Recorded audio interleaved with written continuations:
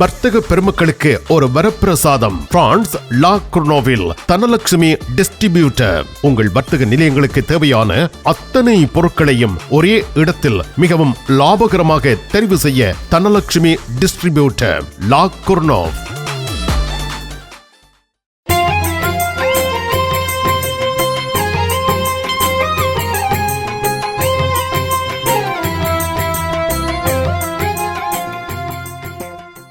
புத்தகம் என்பது எங்கள் கரங்களில் ஏன் இருக்க வேண்டும் என்பதற்கான கேள்வியை நாம் எல்லோரும் எழுப்புவோமாக இருந்தால் அந்த புத்தகம் தருகின்ற நன்மை என்பது மிக மிக அதிகமாக இருக்கின்றது.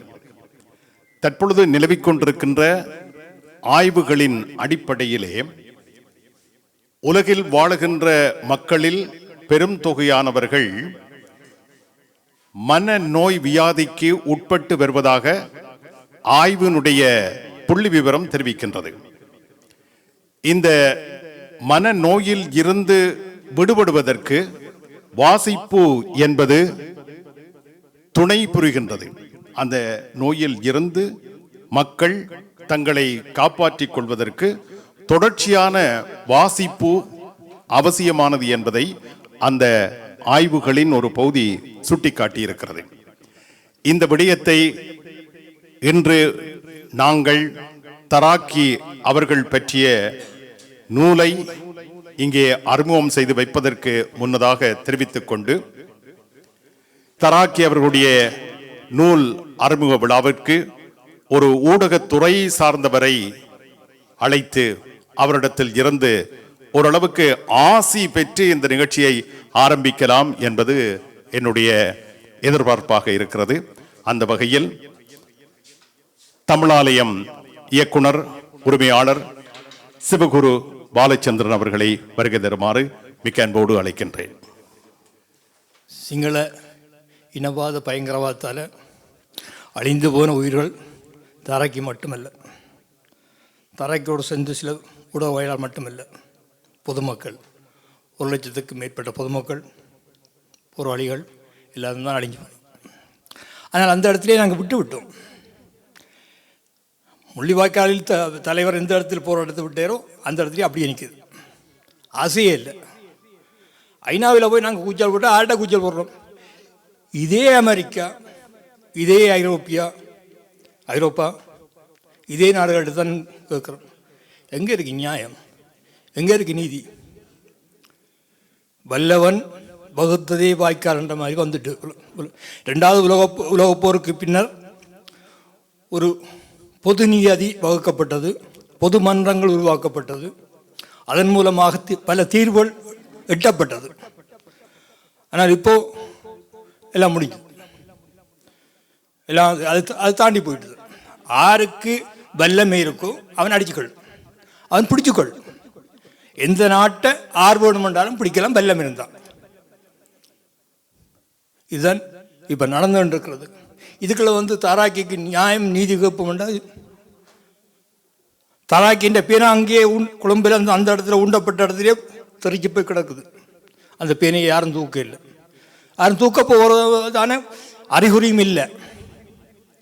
தராக்கி ஒரு போராளியாக உருவாகி ஒரு ஊடகவியலாளராக பரிணமித்து ஒரு பட்டதாரி. அவர் எழுத்து மூலமாக தமிழ் மக்களுக்கு நியாயம் செய்ய வழிக்கிட்டார்.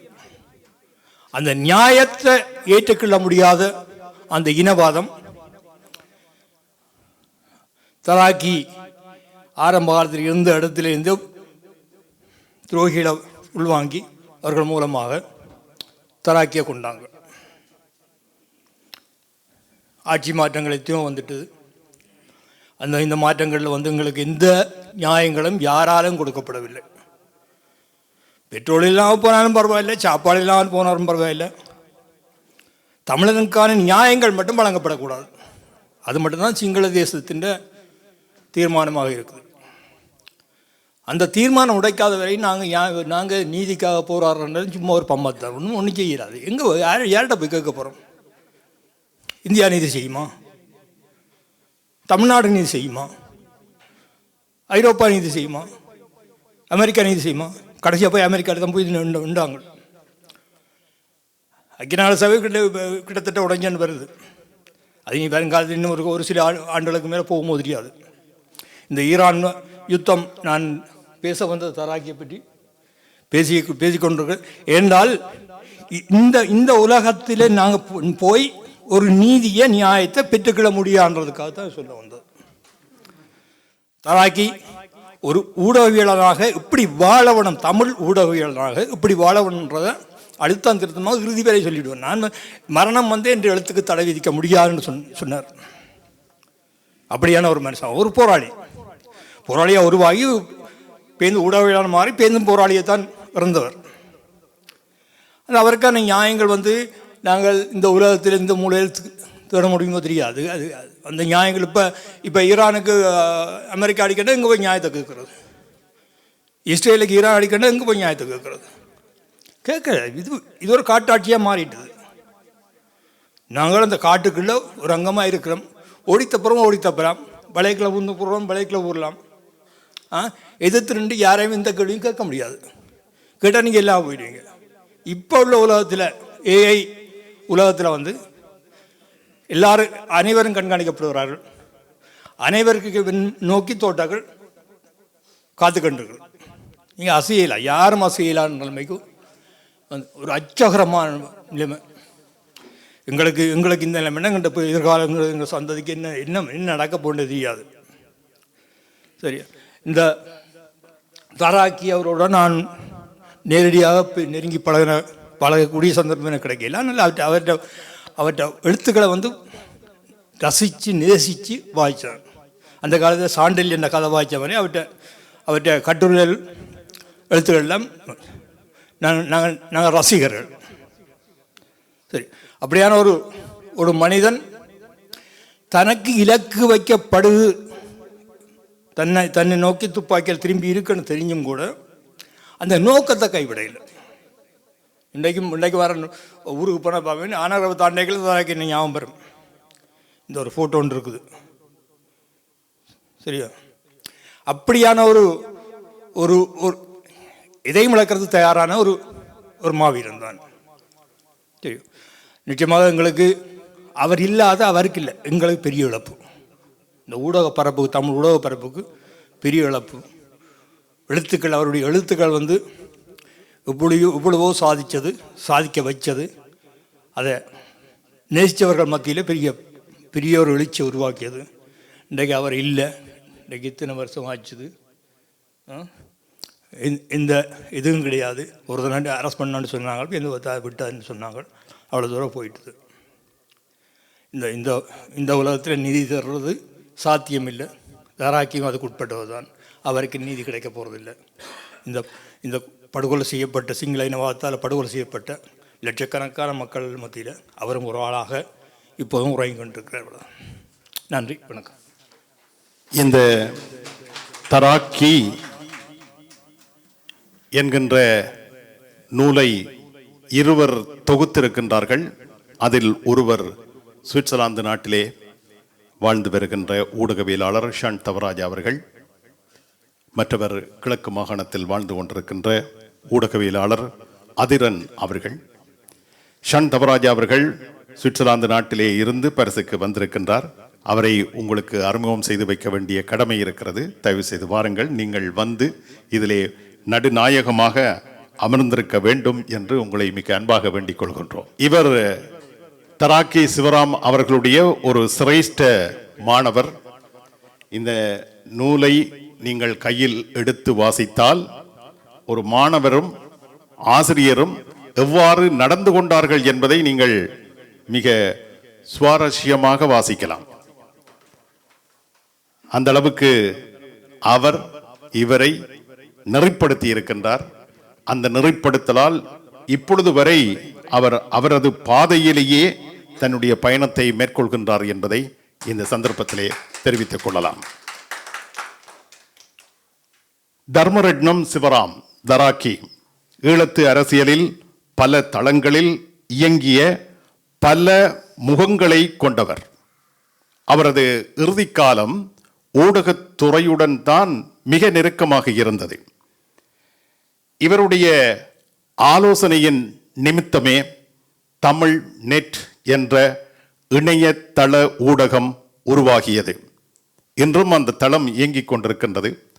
அந்த தளத்திலே சிவராம் பதிவிட்ட பல பதிவுகள் இப்பொழுதும் நாங்கள் பார்க்கக்கூடியதாக, அதில் இருந்து விடயங்களை எடுக்கக்கூடியதாக இருக்கின்றன.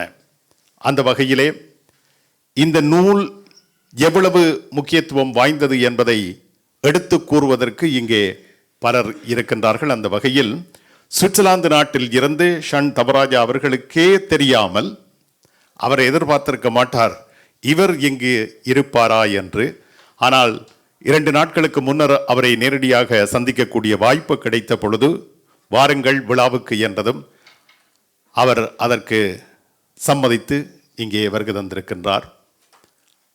நாடகராக இருந்தாலும் அரசியலில் அவர் ஆற்றிய பணிகள் மிக நீளமானது. அதுவும் வரலாற்றோடு இருக்கின்ற ஒரு விடயம். எங்கள் மரியாதைக்குரிய நாடகர் ஆண்டன் பொன்ராஜா அவர்களை வருகை தருமாறு மிக்க அன்போடு அழைக்கின்றோம். அழைப்புக்கு நன்றி. நான் இங்கே பேசுவதற்காக வரவில்லை. தற்செயலாக நேற்று ராஜனை சந்தித்த போது ஏதாச்சும் ஒரு சில வார்த்தைகள் கூறுவீர்களா என்று கேட்டார். நான் மறுத்தேன். என்ன, நான் அதுக்கு தயார் செய்து வரவில்லை. மறுப்பை மறுத்து அழைத்திருக்கிறார். நான் இது ஏற்கனவே சுவிட்சர்லாந்தில் வெளியிடப்பட்டது. இந்த நூல் ஆய்வுகள் பற்றி பலர் இங்கு உரையாற்ற இருக்கிறார்கள். நான் ஒரு சில கருத்துக்களை மட்டும் நான் இதில் கூற விரும்புகிறேன்.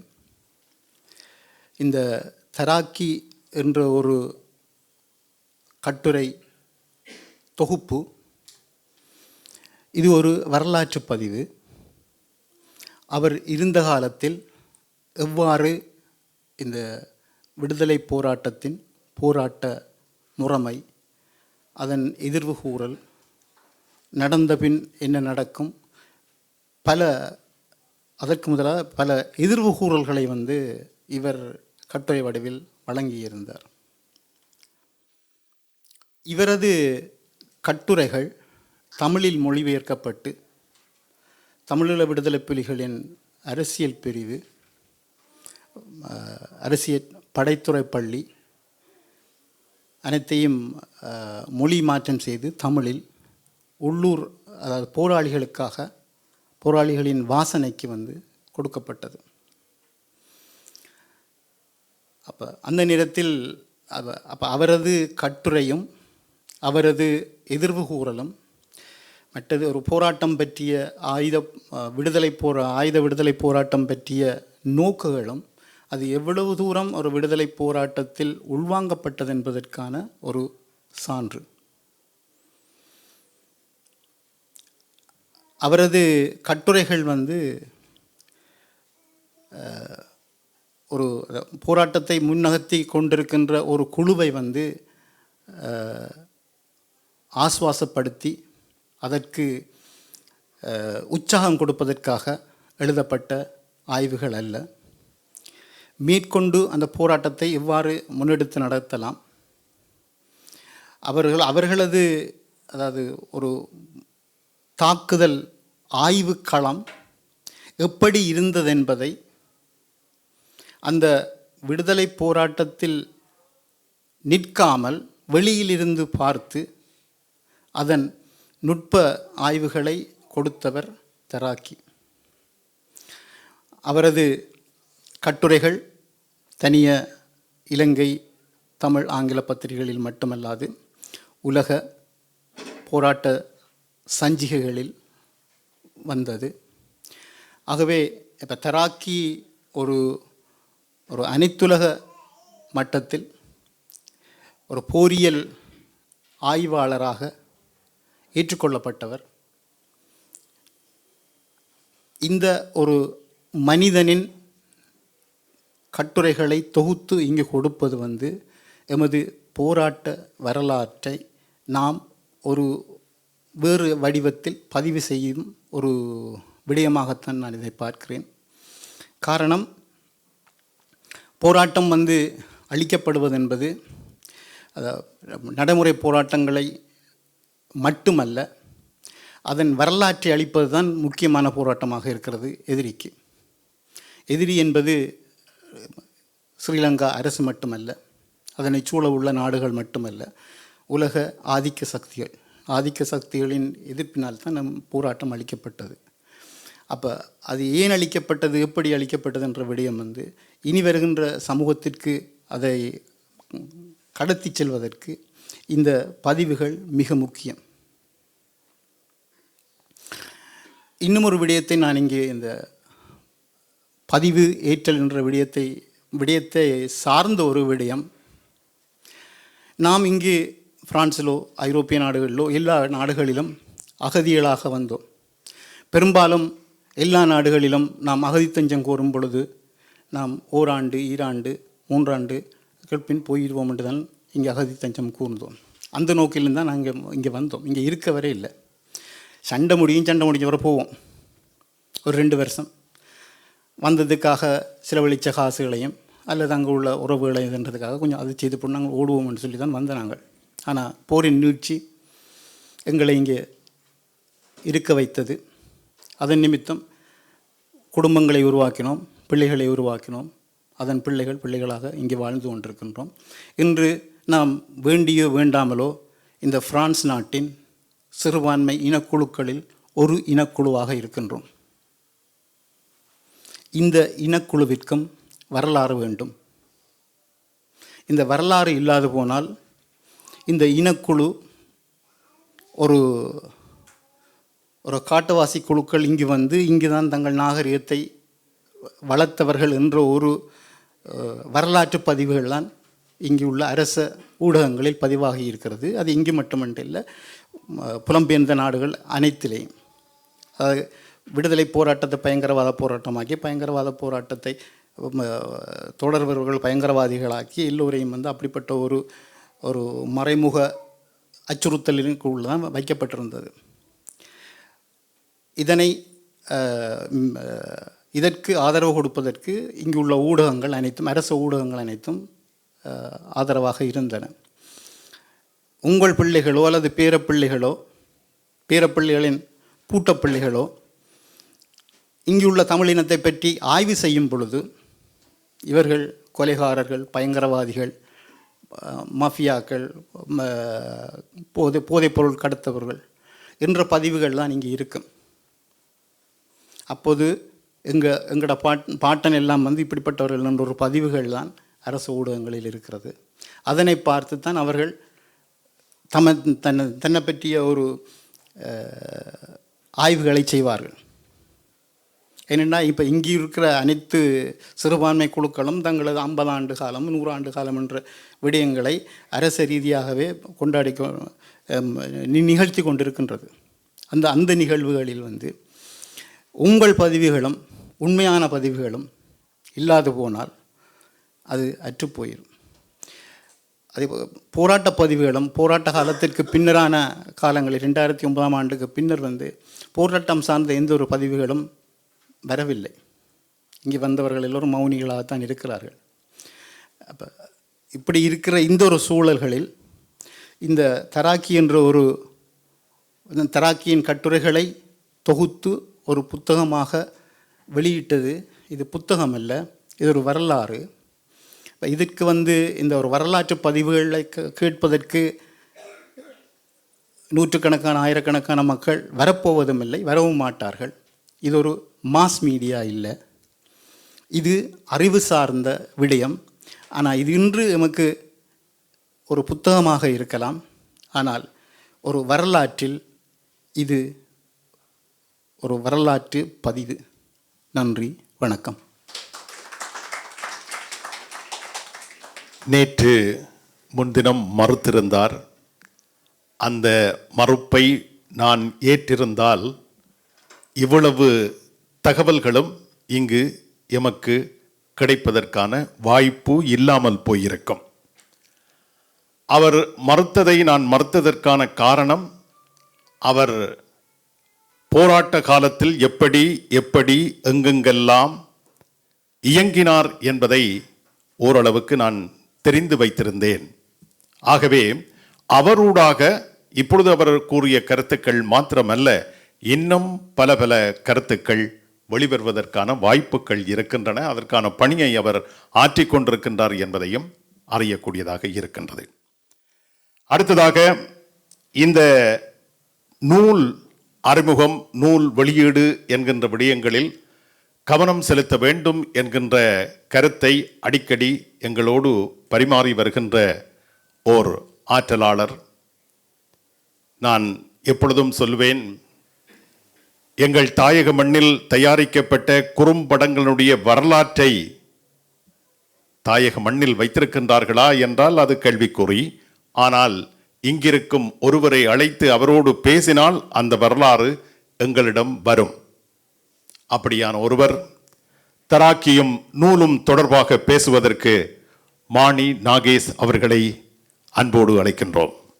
தராக்கி என்ற மனிதனை நான் எப்போது அறிந்து கொண்டேன். ஏன்னா அந்த பிரான்ஸ் வந்த பின்னர் தான் அவர் குறித்து நமக்கு அறிய முடிந்தது. அப்போ அந்த அறிதல் என்பது அவருடைய அந்த எழுத்துக்களின் ஊடாக, அந்த எழுத்துக்களை வாசித்ததன் ஊடாகத்தான் அந்த தராக்கியை நாங்கள் அறிந்து கொண்டோம். அந்த வகையிலே ஈழத்தின் போர் உச்சகட்டத்திலே அவருடைய எழுத்துக்கள், குறிப்பாக அவருடைய இராணுவ படைத்துறை சார்ந்த அந்த எழுத்துக்கள் தமிழில், குறிப்பாக வீரகேசரியில் ஒவ்வொரு ஞாயிறுகளும் வருகின்ற போது அந்த கட்டுரைகளை தேடி தேடி பார்த்து ஆவலோடு வாசித்தவர்களில் அப்பொழுது நானும் ஒருவனாக இருந்தேன்.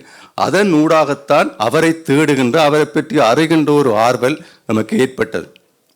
அவருடைய அந்த கட்டுரைகள் என்பது அன்றைய சூழலிலே அந்த கட்டுரைகள் ஒரு வாசகனை, சாதாரண வாசகனையும் தன்னுள் ஈர்த்து கொள்ள வகையில் மட்டுமன்றி நம்பகத்தன்மையோடு அந்த கட்டுரைகள் மிகவும் ஒரு வாசிப்பவனை உள்ளிருக்கக்கூடிய வகையில் அந்த கட்டுரைகள் அமைந்திருப்பதை நான் உணர்ந்திருக்கின்றேன். அதற்கு முக்கிய காரணமாக இருந்தது, தராக்கியை பொறுத்தவரையில் அவருக்கு எல்லா பக்கம் அவர்களுடைய உறவாடல் அவருக்கு இருந்தது. அங்கே நாங்கள் பார்த்தோம்னால் படைத்தரப்பு அரசரப்புகளூடாகவும் அவருக்கு பலருடைய உறவாடல்கள் இருந்தது. அதனோடு சிங்கள பல்வேறு ஊடகவியலாளர்களோடு அவருக்கு உறவாடல் இருந்தது. அதே சம காலகட்டத்தில் அங்கே போர் நடத்தி கொண்டிருந்த விடுதலை புலிகளுடன் கூட அவருக்கு நீண்ட உறவாடல் இருந்தது.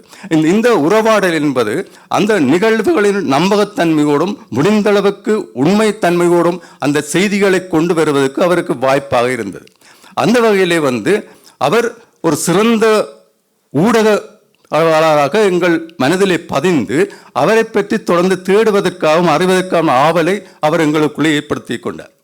இன்றைய சூழலில், இன்றைய உலக அரசியல் சூழலின் சரி, சமகால அரசியல் சூழலின் சரி, இன்று நாங்கள் தராக்கி என்கின்ற ஒரு ஆளுமையின் இல்லாமை அல்லது அவருடைய அந்த அந்த வெற்றிடம் என்பது தமிழ் சூழலை பொறுத்தவரை ஒரு மிகப்பெரிய வெற்றிடம் என்றே நான் கருதுகின்றேன்.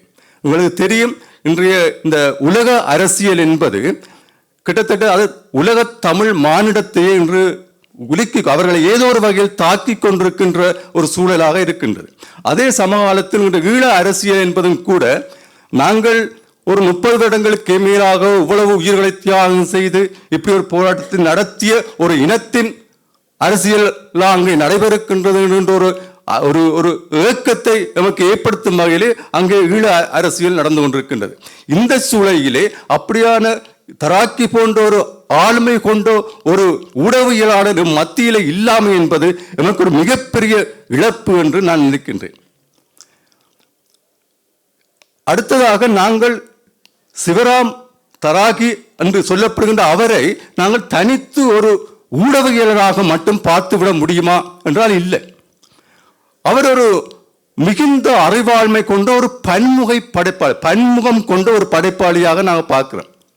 அவரை பொறுத்தவரையிலே நான் நினைக்கிறேன், இந்த புத்தகத்திலே முதலாவது கட்டுரையிலேயே பேராசிரியர் சித்திரலேகா மௌனகுரு குறிப்பிட்டிருக்கின்றார். அவருடைய அந்த கட்டுரையிலே அவரை பற்றி ஒரு குறுக்கு வெட்டு முகத்தை எங்களால் உணர்ந்து பார்க்க முடியிருந்தது. கிட்டத்தட்ட அவர் இளமை காலத்திலேயே அந்த சமூக அக்கறையோடு சேர்ந்து இயங்குகின்ற ஒருவராகத்தான் இருந்திருக்கின்றார். அவருக்கு இயல்பிலேயே அந்த கிடைத்த அந்த ஆங்கில அறிவு என்பது அவருக்கு மிகப்பெரிய பலமாக இருந்திருக்கின்றது. அவர் நாங்கள் பிற்காலத்தில் பார்த்தோம்னா அவருடைய ஆங்கில கட்டுரைகள் தான் மிக பிரபலியமானதும் அது சர்வதேச அளவிலே அவரை கண்டு கொண்டதிலோடு அது ஆங்கில புலமை ஒரு முக்கியமாக இருந்திருக்கின்றது. குறிப்பாக இலங்கையிலே ஐலண்ட் பத்திரிகையிலே தொடர்ச்சியாக அவருடைய ஆங்கில கட்டுரைகள் வந்திருக்குது. அந்த ஆங்கில கட்டுரைகள் தான் ஸ்ரீலங்கா அரசையும் அரச படைத்தரப்பினையும் கூட அவர்களை சிந்திக்க தூண்டி அவர்கள் கூட தங்கள் படையினர்களிலோ தங்களுடைய செயற்பாடுகளை கூட மாற்றி அமைக்கிற அளவுக்கு இந்த இவருடைய கட்டுரைகள் அமைந்திருக்கிறது. நாங்கள் அந்த ஆற்றலை அவங்கள உணர முடியாதிருந்தது. ஆகவே இத்தகையதான இவர் வெறும் ஊடகத்துறை சார்ந்த மட்டுமல்ல, கலை, இலக்கியம், அரசியல் என்ற பல துறையிலும் தன்னை கால் விதித்த ஒருவராக இருந்திருக்கின்றார். குறிப்பாக இவருடைய வரலாற்று துறை சார்ந்த ஆழ்மை அவருடைய அந்த நுண் அறிவு என்பது மிக முக்கியமானது என்று நான் பார்க்கின்றேன். அதிலும் குறிப்பாக அவர் அந்த மட்டக்களப்பு சார்ந்த அவருடைய தேடல் என்பது மிகவும் ஆச்சரியமானதாக இருக்கும். மட்டக்களப்பினுடைய அந்த பூர்வீகம் தொடர்பாக அந்த பண்டை மக்களுடைய அந்த வாழ்வியல் தொடர்பாக தொடர்ச்சியான ஒரு தேடலிலே அவர் இருந்திருப்பதை அவருடைய பல நூல்களிலிருந்து நாங்கள் அறியக்கூடிய இருக்கின்றது. ஆகவே அவர் தனித்து இது மட்டுமின்றி அந்த தன் சமூகம் சார்ந்து தமிழ் சமூகம் சார்ந்து தமிழ் சமூக பண்பாடு சார்ந்து என பல்துறையிலும் தன்னை ஈடுபடுத்தி ஆய்ந்த ஒரு மனிதனாகவும் சமூக அக்கறை கொண்ட ஒரு ஆழமான மனிதனாகவும் அவர் வாழ்ந்திருக்கின்றார்.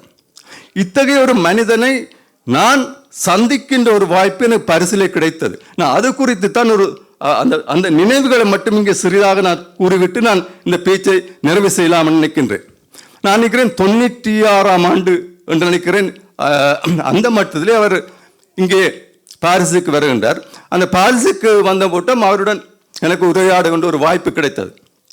அந்த உரையாடலும் போது அவர் ஒரு நாள் என்னோடு தங்குவதற்கான அந்த சந்தர்ப்பம் எனக்கு கிடைக்கின்றது. அப்போ அந்த ஒரு நாள் சந்தர்ப்பம், ஒரு இரவு அவரோடு நான் தங்க வேண்டிய ஒரு வாய்ப்பு எனக்கு கிடைத்தது.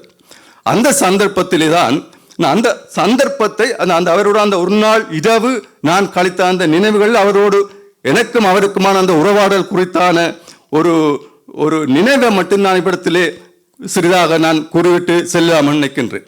மற்றபடி இந்த சிவராம் குறித்தான இன்னொரு வேறு பக்கங்களும் இருக்கு, அவை குறித்து எனக்கு தெரியாது. அது அவருடைய முற்கால அரசு அவர் ஆரம்ப காலம் அவர் வேறு இயக்க போராளியாகத்தான் தன்னுடைய வாழ்க்கையை ஆரம்பிக்கிறார். அதுக்கு முதல் சமூக செயற்பாடுகள் இருக்கின்றார். இப்படி பல இயக்கங்கள் இருக்குமா அந்த அரசியல் வட்டங்களை பற்றி எனக்கு தெரியாது. நாங்கள் அறிந்த ஒரு தராகியை பற்றி நான் இங்கே பேசுகிறேன். இல்லை நான் வாசித்து நான் தெரிந்து கொண்ட தராகியை பற்றி பேசுகிறேன். இப்போது அந்த ஒரு நாள் இரவு நான் சந்தித்த அந்த தராகியினுடைய நினைவுகளை நான் இங்கே சுருக்கமாக இங்கே உங்களுடன் பகிர்ந்து கொள்ள நான் விரும்புகின்றேன். ஆகவே நான் நினைக்கிறேன் இங்கே அன்றைய காலகட்டம் 96 மட்டில் நான் ஈழமுரசு பத்திரிகையிலும் பணியாற்றி கொண்டிருந்த காலகட்டம். அப்போ அவர் இங்கே வந்திருந்த போது அவரோடு உரையாடுவதற்கான வாய்ப்பு எனக்கு கிடைத்தது. அப்போ நாங்கள் பல விஷயங்களை பற்றி உரையாடியிருந்தேன். அவருக்கு தெரிந்த பலரை எனக்கும் தெரிந்திருந்தது. நிறைய பேரை அவருக்கு தெரிந்த பலர் எனக்கு தெரிந்திருந்தார்கள். அந்த வேளையில் அவருக்கும் எனக்குமான உறவாடில் ஒரு நம்பிக்கை ஏற்பட்டிருந்தது. அப்போ அவர் இங்கே அன்றைய டிசிசி பொறுப்பாளர் இருந்த மனோண்ணா அவர்கள் தான் அவர் நின்றார். அப்போ அவர் இந்த ஒரு இரவு நான் அந்த பரிசின் சில விடயங்களை சில இடத்தை பார்க்க வேண்டும், எனக்கு உதவி ஒரு ஒழுங்கு செய்ய சொல்லி மனோண்ணா கேட்ட போது மனோண்ணா அப்போது நான் அங்கே நின்றபடியே அவர் என்னிடம் கேட்டார், நாகேஷ் இவரை இன்று உன்னோட கூட்டி போய் சில இடங்களை பார்க்க வேண்டும், அவரை காட்டிவிட்டு நீர் அவரை உன்னுடைய தங்கட்டும் நாங்கள் மறுநாள் மாலை அவரை அழைத்து செல்கிறோம் என்று சொன்னார். அப்போது நான் சரி என்று மகிழ்ச்சியுடன் அவரை கூட்டிக் கொண்டு போகிறேன். அப்போ நான் கூட்டிக் கொண்டு போகின்ற போது மெட்ரோவில் அவர் முதலாவது கேட்ட கேள்வி, இங்கே நொத்துரிடாம் தேவாலயம் என்ற ஒரு இடம் இருக்குது, அதை நான் பார்க்கணும்டாப்பான்னு சொன்னார். ஓமண்ணே நான் பக்கத்தில் இருக்குது, அதை நான் போகிற வழி தான் நாங்கள் அதை பார்ப்பேன். ஏன்னா நான் வெளிக்கிடைக்கே 10 மணி ஆயிடுச்சுது. அப்போ நாங்கள் நொத்துராம் அந்த சேர்ச்சுக்கு போகிறோம். போயிட்டு நான் சென்ட் மிசலில் இறங்கி நாங்கள் அதில் இருந்து அந்த சேர்ச்சுக்கு வருகின்ற போது அது கிட்டத்தட்ட 10:30 என்றுன்னா சென்ட் மிசல் உங்களுக்கு தெரியும், ஒரு திருவிழா ஒரு ஆயிரக்கணக்கான மக்கள் நிறைந்த ஒரு மக்கள் வெள்ளமாக இருக்கும், ரெஸ்டாரண்ட்களாக நிறைந்த இடம். அப்போ அதை பற்றி கழிச்சு கொண்டு நாங்கள் சேர்ச்சை நடந்து கொண்டிருந்த போது அப்போ நான் சொன்னேன், அண்ணன் இது ஒரு திருவிழா மாதிரி மகிழ்ச்சியாக இருக்குது, ஆனால் இந்த உணவகங்களுக்கு பின்னால் எங்களுடைய நூற்றுக்கணக்கான இளைஞர்கள் இயந்திரங்களாக இப்போ இயங்கிக் கொண்டிருக்கிறார்கள் என்ன என்று சொன்ன போது அவருடைய முகம் மாறிட்டு, என்னடாப்பா சொல்கிறேன்டார். ஓமண்ண இங்கே வந்து பல இளைஞர்கள் இந்த ரெஸ்டாரண்ட் பின்னால வேலை கொண்டிருக்கிறார்கள் தமிழர்கள். அவர்கள் இந்த கடைசி பேருந்து, அதாவது 1 மணி இரவு பேருந்து தான் அவர்கள் இந்த வேலையை முடிச்சு செல்வார்கள். இப்படித்தான் என்ன இப்படி. அப்போ அவர் சொன்னார், என்னடாப்பா இப்படி கஷ்டப்படுறேன்னு அறிஞ்சுதான் இவ்வளவு இளைஞர்கள் இதுக்குள்ளே கஷ்டப்படுகிறார்களா? ஏண்டாப்பா இவையெல்லாம் ஏன் வெளியே தெரியல? நீங்கள் எல்லாம் இவள் எல்லாம் ஏதோ ஒரு வகையில் பதிவு செய்ய வேண்டும் இல்லடா. இதெல்லாம் நீங்க நிற்கிற மாதிரி அங்க தாயகத்தில் இதெல்லாம் அவர்கள் தெரிந்தது அல்ல. அவர்கள் வேற ஒரு உலகத்தில் இருக்கிறார்கள். நீங்க இவற்றையெல்லாம் பதிய வேண்டியதெல்லாம் பதிஞ்சாத வெளி உலகத்துக்கு தெரியப்படுத்த வேண்டும்ப்பா என்று கூறிக்கொண்டு அப்படி அவர் அந்த அந்த அந்த வார்த்தையில் இருந்து ஒலித்த அந்த சமூக அக்கறை என்ன உண்மையிலேயே ஒரு மீசிலுக்க வச்சுது. ஒரு உரிமையோடு அவர் என்னை கடந்து கொண்டு அதை பேச சொன்னார். அப்படியே நாங்கள் போய் அந்த சர்ச்சுக்கு போய்விட்டோம். போய் கிட்டத்தட்ட 11 மணி இருக்கும். போனால் நான் போய் அவரை விட்டுட்டோம். அவர் வந்து என்ன செய்யறாருன்னா சர்ச்சை சுற்றி பார்க்குறார். எனக்கு இரவு சர்ச்சை கொஞ்சம் இருண்டு லைட்ல இருக்குது. ஆள் சுற்றி பார்க்குறது என்னையும் மறந்துட்டார். அப்படியே சுற்றி சர்ச்செல்லாம் பார்க்குறாரு, அங்கே பார்க்குறாரு, இங்கே பார்க்குறாரு. கிட்டத்தட்ட 1 மணி நேரம் நான் காத்து கொண்டிருக்கிறேன். பார்த்து கொண்டே இருக்கிறார். பார்த்தெல்லாம் முடிஞ்சு போட்டு கிட்டத்தட்ட 11:30-12 மணி ஆக போது வந்தார். சரிடாப்பா போவோமாண்டார். அவன் சரியான போவோமாண்டு வந்தபோது கேட்டேன், என்னென்ன நீங்கள் இவ்வளோ இதுக்கு என்ன பார்த்தீங்கன்னு கேட்டேன். அடே இந்த சர்ச்சுக்கும் இந்த பிரான்ஸ் மக்களுக்கும் மிக நெருக்கமான தொடர்பு இருக்குடாப்பா. இது பற்றிய நாவல்களை ஆங்கிலத்தில் நான் பல வருடங்களுக்கு முன்பு படித்து நான் அதை படித்தது இன்றைக்கும் என்ற மனதில் இருக்குது. அதன் காரணமாக இதை பற்றி நான் பார்க்கணும் ஒரு அறியோணும் என்ற ஆர்வம் எனக்குள்ள இருந்தது. அதை இன்றைக்கு உன் மூலம் நீ வந்து என்னை கூட்டிய மேலே நிறைவு செய்திருக்கிறாய் என்று சொன்ன போது சிரிச்சு எனக்கு ஆச்சரியமாக போச்சு. அப்போ அது திரும்ப சொன்னார். இதை பற்றி இங்கே உள்ள ஒரு வரலாற்று ஆசிரியர் விக்டர் கியூக்கு 1800களில் ஒரு நாவல் எழுதியிருக்கின்றார். அது மட்டுமன்று இங்கே நிறைய ஆங்கில படங்கள், நிறைய படங்கள் இதை பற்றியெல்லாம் வந்திருக்கின்றது. இதை பற்றியதான ஒரு மாய கதைகள் எல்லாம் அவர் இந்த மக்கள் உருவாக்கி வைத்திருக்கின்றார்கள். ஆகவே இது ஒரு முக்கியமான ஆலயம் இந்த பிரான்ஸ் மக்களை பொறுத்தவரையில். ஆகவே எனக்கு நீண்ட காலம் அந்த கதைகளுக்கு கூடாக இந்த பார்க்கணும் என்றிருந்தேன் என்று பார்த்து விட்டேன் என்று சொன்னார். எனக்கு உண்மையிலேயே அந்த மன்னன் குறித்து மிகுந்த ஆச்சரியமாக இருந்தது. ஏனென்றால் ஒரு மனிதனுடைய தேடல், ஒரு மனிதன் அதாவது ஒரு விடயம் குறித்தான தேடல் என்பது அவனுக்குள் எப்படி அந்த பிறகுதான் அந்த மனிதனை யோசிக்கும் போது அவன் உண்மையிலேயே ஒரு ஆளுமை மிக்க மனிதனுக்குரிய அந்த ஆற்றல் கொண்ட மனிதன் என்பதை என்னால் புரிந்து கொள்ளக்கூடியதாக இருந்தது. ஆகவே நான் சொன்னேன், இது காணாமடாப்பா, இன்றைக்கு நான் வீட்டுக்கு போவோம், ஏன்னா லேட்டாக பிந்திட்டேன்னு சொல்லி நான் வீட்டு போனேன். அப்போது என் வீட்டில் நான் தனியைத்தான் இருந்தேன். அப்போ நாங்கள் அங்கே வீட்டுக்கு போய் நாங்கள் எல்லாம் ஒரு தேவையும் குடித்து போட்டு வீட்டை தடுக்கிறதுக்கு ஒரு கட்டில் இருந்தது. அப்போ நான் எல்லாம் அரேஞ்ச் பண்ணி போட்டு, அண்ணன் நீங்கள் கட்டில் படுங்கோன்னே நான் கீழே படுக்கிறேன்னொன்னே, எங்களை கட்டில் படுக்க சொல்கிற ஒரு இந்த பெட்டெல்லாம் கொடுவா கீழே விரிப்போம், விரிடா 2 கீழே படுப்போம், நான் எனக்கு நித்திர வர அதன்றைக்கு நான் உன்னோட கலைக்கு உணவிடாண்டார். என்னென்னு சொன்னால் அவர் அன்றுதான் நான் நேரடியாக சந்திச்சினான். ஆனால் அவர் நேரடியாக என்னை ஒரு ஒரு புதிய மனிதனை சந்ததுக்கான எந்த உணர்வும் அவர்கிட்ட இல்லை. அவர் ஏதோ நீண்ட காலம் என்னோட பழகிய ஒரு மனிதனாகத்தான் அவர் என்னோட பழகினார்.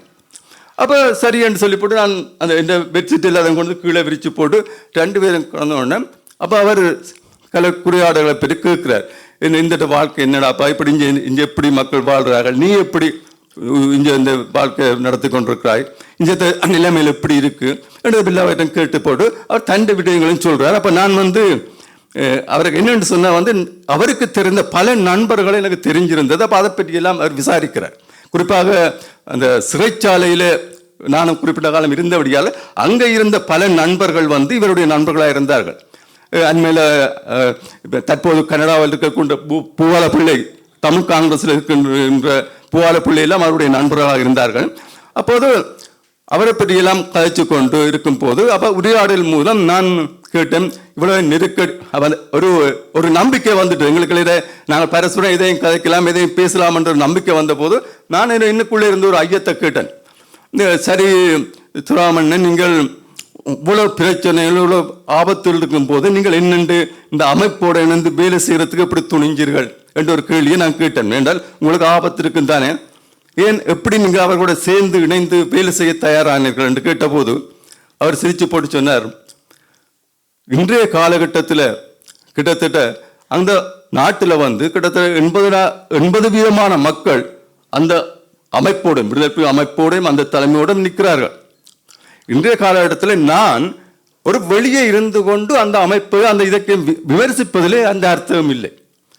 நான் அதில் ஒரு பங்காளனாக இருந்து கொண்டு நான் என்னுடைய கருத்துக்களை சொல்லலாம். அதில் தவறுகள் இருந்தால் அவர்களை நாங்கள் நெறிப்படுத்தலாம், சுட்டி காட்டலாம். அவை நான் முதல்ல அவர்களை பற்றி எதிர்கருத்தில் அவர்கள் பற்றி நான் தவறாக கதைப்பதாக இருந்தால் நான் அவர்களோட இணைந்து பணியாற்றி கொண்டு நான் அந்த பணியை செய்கின்ற போது அதுதான் அர்த்தமுடையதாக இருக்கும்.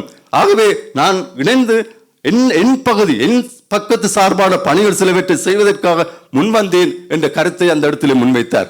அது எனக்கு மிகப்பெரிய மதிப்பை அவருக்கு ஏற்படுத்தியது. அதாவது நான் வெளியே தூர இருந்து சும்மா விமர்சிப்பது ஒன்று இருக்கிறது, ஆனால் அதே விஷயத்தை நான் அவரோடு இணைந்து கொண்டு அந்த தவறுகளை அங்கே சுட்டி காட்டுவதற்கு எனக்கு ஒரு தார்மீக உரிமை, ஒரு உரிமை எனக்கு கடமையோடு எனக்கு இயல்பாக இருக்கும். அதை அவர்களும் மறுதளிக்க முடியாது. அதை நான் உரிமையோடு அவர்களுக்கு சில விஷயங்களை சொல்ல முடியும். அவர்கள் தவறுகள் இருந்தால் அவர்களுடைய போக்கள் பிரச்சனைகள் இருந்தால் நான் அதை பேச முடியும் என்ற கருத்தை அவர் முன்வைத்தார். அது எனக்கு மிகப்பெரிய ஆச்சரியத்தையும் அவர் மீதான ஒரு மரியாதையையும் ஏற்படுத்தியது. ஆகவே அடுத்த நாள் நாங்கள் தொடர்ச்சியாக இதை பற்றி கொஞ்சம் நான் கேட்டேன், அந்த மரணம் குறித்து கூட அந்த கேட்டேன், உங்களுக்கு ஆபத்து. அவர் சொன்னார், நான் என்னோட தேசத்துக்காக இந்த சமூகத்துக்காக நான் எப்போ வேலை செய்ய தொடங்கினோ அன்றே எனக்கான மரணம் நிச்சயமாகிவிட்டது. ஆகவே நான் அது குறித்து நான் எப்போது நான் எதை பற்றி சிந்திப்பதில்லை. நான் என்னுடைய பணியை எனக்கு சரியென்று படுகின்ற பணியின் மீது நான் தொடர்ந்து பயணிப்பேன் என்ற கருத்தை அந்த இடத்தில் கூறினார். இத்தகைய கருத்துக்களே அந்த ஒரு இரவு எனக்கு சிவராம் ஒரு மிகப்பெரிய ஒரு ஆளுமையான ஒரு சத்தியமான ஒரு உண்மையான மனிதனாக அவர் தெரிந்தார். அவர் தன்னுடைய வரலாற்று காலத்திலே ஒரு மிகப்பெரிய வரலாற்று கடமையும் வரலாற்றின் பக்கம் நின்று தன்னுடைய பங்காற்றுகை செய்திருக்கின்றார் என்ற ஒரு மிகப்பெரிய ஆத்ம திருப்தியை நான் அந்த மனிதனுக்கு காண்கிறேன். ஆகவே இந்த இடத்திலே நான் அதிகம் பேச என்ற அந்த நூல் குறித்து பேசுவதற்கு பின்னால் இன்னும் ஆளுமையானவர்கள் இருக்கிறார்கள். ஆகவே நான் இத்துடன் இந்த உரையை நிறுத்திக் கொண்டு இந்த புத்தகத்தை இப்படியான ஒரு முக்கியமான புத்தகத்தை தந்த இந்த மக்கள் மத்தியிலே கொண்டு வந்த அவர்கள் அந்த தராக்கியினுடைய கிட்டத்தட்ட 41 கட்டுரைகள் அதில் அடங்கி இருக்கின்றன. ஒவ்வொன்றும் அவருடன் நெருக்கமான உறவியாளர்கள், அவருடன் பயணித்தவர்கள், அவருடன் உறவாளர்கள் என்று சொல்லி அவரோட நெருக்கமான பல்வேறு அனுபவங்களை அங்கு பதிவு செய்திருக்கின்றார்கள். அதை நாங்கள் வாசிக்கின்ற போது உண்மையிலேயே அந்த மனிதனுடைய நாங்கள் எங்கள் மனதுக்கு நினைத்ததை விட இன்னும் பன்மடங்கு அவர் உயர்ந்து நிற்பார் என்பதை நான் நிச்சயமாக இடத்தில் கூறிக்கொள்கின்றேன். நான் இன்னொன்று கூறுகிறேன், இங்கே அவர் ஆங்கிலத்திலே நிறைய கட்டுரை எழுதியிருக்கின்றார். அதான் அவற்றை முக்கியம். இந்த சேரன் அவர்களை ஒரு முறை அங்கு சந்திக்க சென்ற போது அங்கே இந்த உங்களுக்கு தெரியும் சண்முகன் செலிங்கம் மட்டக்களப்பில் மிக பிரசித்தி பெற்றமான கவிஞர். அவர் ஒரு கவிதை அவர் உங்களுக்கு தெரியும் பலருக்கும், ஆக்காண்டி என்ற தலைப்பில் ஒரு கவிதைகள் இருக்கின்றார். அந்த கவிதை மிக பிரபலியமான கவிதை. அந்த கவிதை குறித்து 8 பக்கங்களில் ஆங்கிலத்திலே ஒரு விமர்சன பார்வையில் இல்லாட்டி அதை பற்றி ஒரு மதிப்பிட்டு ஆங்கிலத்தில் எழுதியிருந்தார். அதை பார்த்து சேரன் அவர்கள் வியந்து போய் எப்படிடாப்பா இதில் இப்படி சாத்தியமா இருக்கிறது பார்க்கும்போது ஆச்சரியமா இருக்குன்னு கேட்டிருக்கின்றார். ஆகவே ஒரு ஆங்கிலத்துறை சார்ந்து தமிழை ஆங்கிலத்துக்கு கொண்டு போனதில் இவங்க மிகப்பெரிய பங்கு இருக்கு. ஒரு முக்கியமான ஒரு ஆளுமையை நாங்கள் எங்களுடைய வரலாற்றில் நாங்கள் பல பேரை இழந்துட்டோம். நிறைய பேரை நாங்கள் இழந்திருக்கிறோம். ஊடகவியலாளர்னு சொன்னாலே அது எல்லா பக்கத்திலையும் நாங்கள் இழந்திருக்கிறோம். இப்படி இழப்பு இந்த போர்களுக்கு இழப்பையும் தந்திருக்கு, எல்லாவற்றையும் தந்திருக்கு. ஆனால் அதிலும் இத்தகைய இழப்புகள் என்பது எங்களுக்கு தெரியும். நாங்கள் பாதுகாப்புத்துறை சார்ந்து பலர் எழுதியிருக்கிறார்கள். ஜெயராஜ் எழுதுகிறார், இக்பால் அத்தாஸ் எழுதியிருக்கிறார், பலர் எழுதியிருக்கிறார்கள். தமிழிலும் அந்த கட்டுரைகள் வந்திருக்கின்றன. ஆனால் இவருக்கு நிகராக நாங்கள் கட்டுரை வாசிக்கவில்லை. ஆகவே இத்தகையதான ஒரு அற்புதமான மனிதனை இழந்த இந்த சூழலிலே அந்த மனிதனை, அந்த சிவராமன் என்ற அந்த தராக்கி என்கின்ற அந்த மனிதனை நினைவு கூர்ந்து அவரை பற்றியதான நினைவுகளை பதிவாக்கிய இதை பதிவாக்கியவர்களுக்கு நான் என்னுடைய நன்றியை தெரிவித்துக் கொண்டு என்னை இந்த சிறுகுறியை முடிக்கின்றேன். நன்றி, வணக்கம். மாமனிதர் சிவராம் தராக்கி என்று இங்கே சொல்லப்படுகின்றது. ஆனால் இது ஒரு பிரிண்டிங் மிஸ்டேக்லேருந்து உருவானது அப்படின்னு நான் வாசித்தேன். அவருக்கு தாரகை என்று பெயர் சூட்ட வேண்டும், ஊடகத்துறையின் தாரகை என்று பெயர் சூட்ட வேண்டும் என்று அவருடைய சிங்கள சக கொலி அவர்கள் நினைத்தபடியினால் அவரை தாரகா என்று சிங்களத்தில் அச்சிடும் போது அச்சுப்பிழை நிமித்தம் அது தாரகி என்று TRAKI என்று அச்சிடப்பட்டதாகவும் அதிலிருந்து அவரை தாரகி என்று அழைத்ததாகவும் அறிந்தேன். நான் இன்று வரை அவரை தாரகி என்று தான் நினைத்திருந்தேன். உங்கள் அச்சூடாக நான் அது தாராகி என்று நானும் சொல்ல பழகிக்கொள்கின்றேன். மாமனிதர் சிவராம் தராகி இவர் ஒரு சாதாரண மனிதர் அல்ல. மாமனிதர் என்று ஏன் அவரை நாங்கள் இன்று வரை கொண்டாடி வருகின்றோம்? தமிழில் சில கூற்றுகள் இருக்கின்றது. செய்வன திருந்தச்சை என்று சொல்வார்கள், செய்யும் தொழிலே தெய்வம் என்றும் சொல்வார்கள். இது தமிழ் கூற்றுகள். அந்த வகையில் தான் செய்த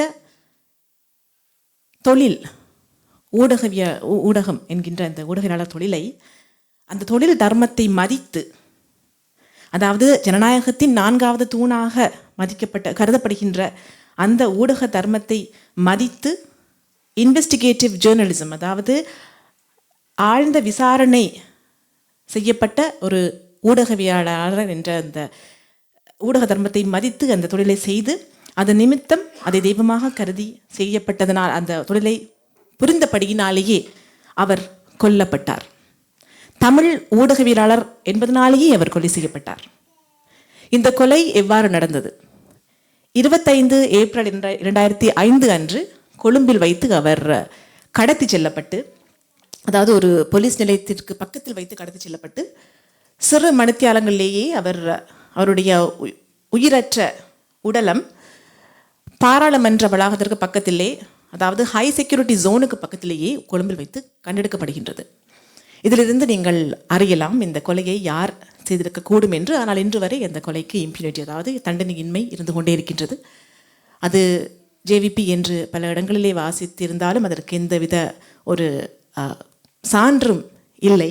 அதை நான் என்னுடைய ChatGPT-யிடம் கேட்டபோது அதை எப்படி சொல்லிவிடாதே, உனக்கு அதற்குரிய சான்று இல்லை என்று.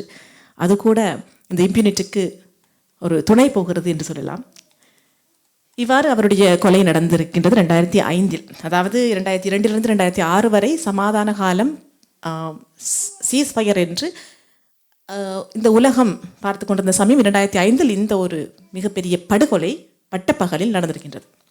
இதற்கு இன்று வரை எந்த ஒரு தண்டனையும் வழங்கப்படவில்லை என்று இங்கே நாங்கள் கேட்டறிந்தோம். ஆம், இது ஒரு தனிப்பட்ட ஒரு சிங்குலர் இன்சிடெண்ட்டாக, இது ஒரு தனிப்பட்ட ஒரு இன்சிடெண்ட்டாக, ஒரு பதிவாக நாங்கள் இதை பார்க்க முடியாது. இது ஒரு மெசேஜ், ஒரு செய்தி சொல்கின்றது. யாருக்கு?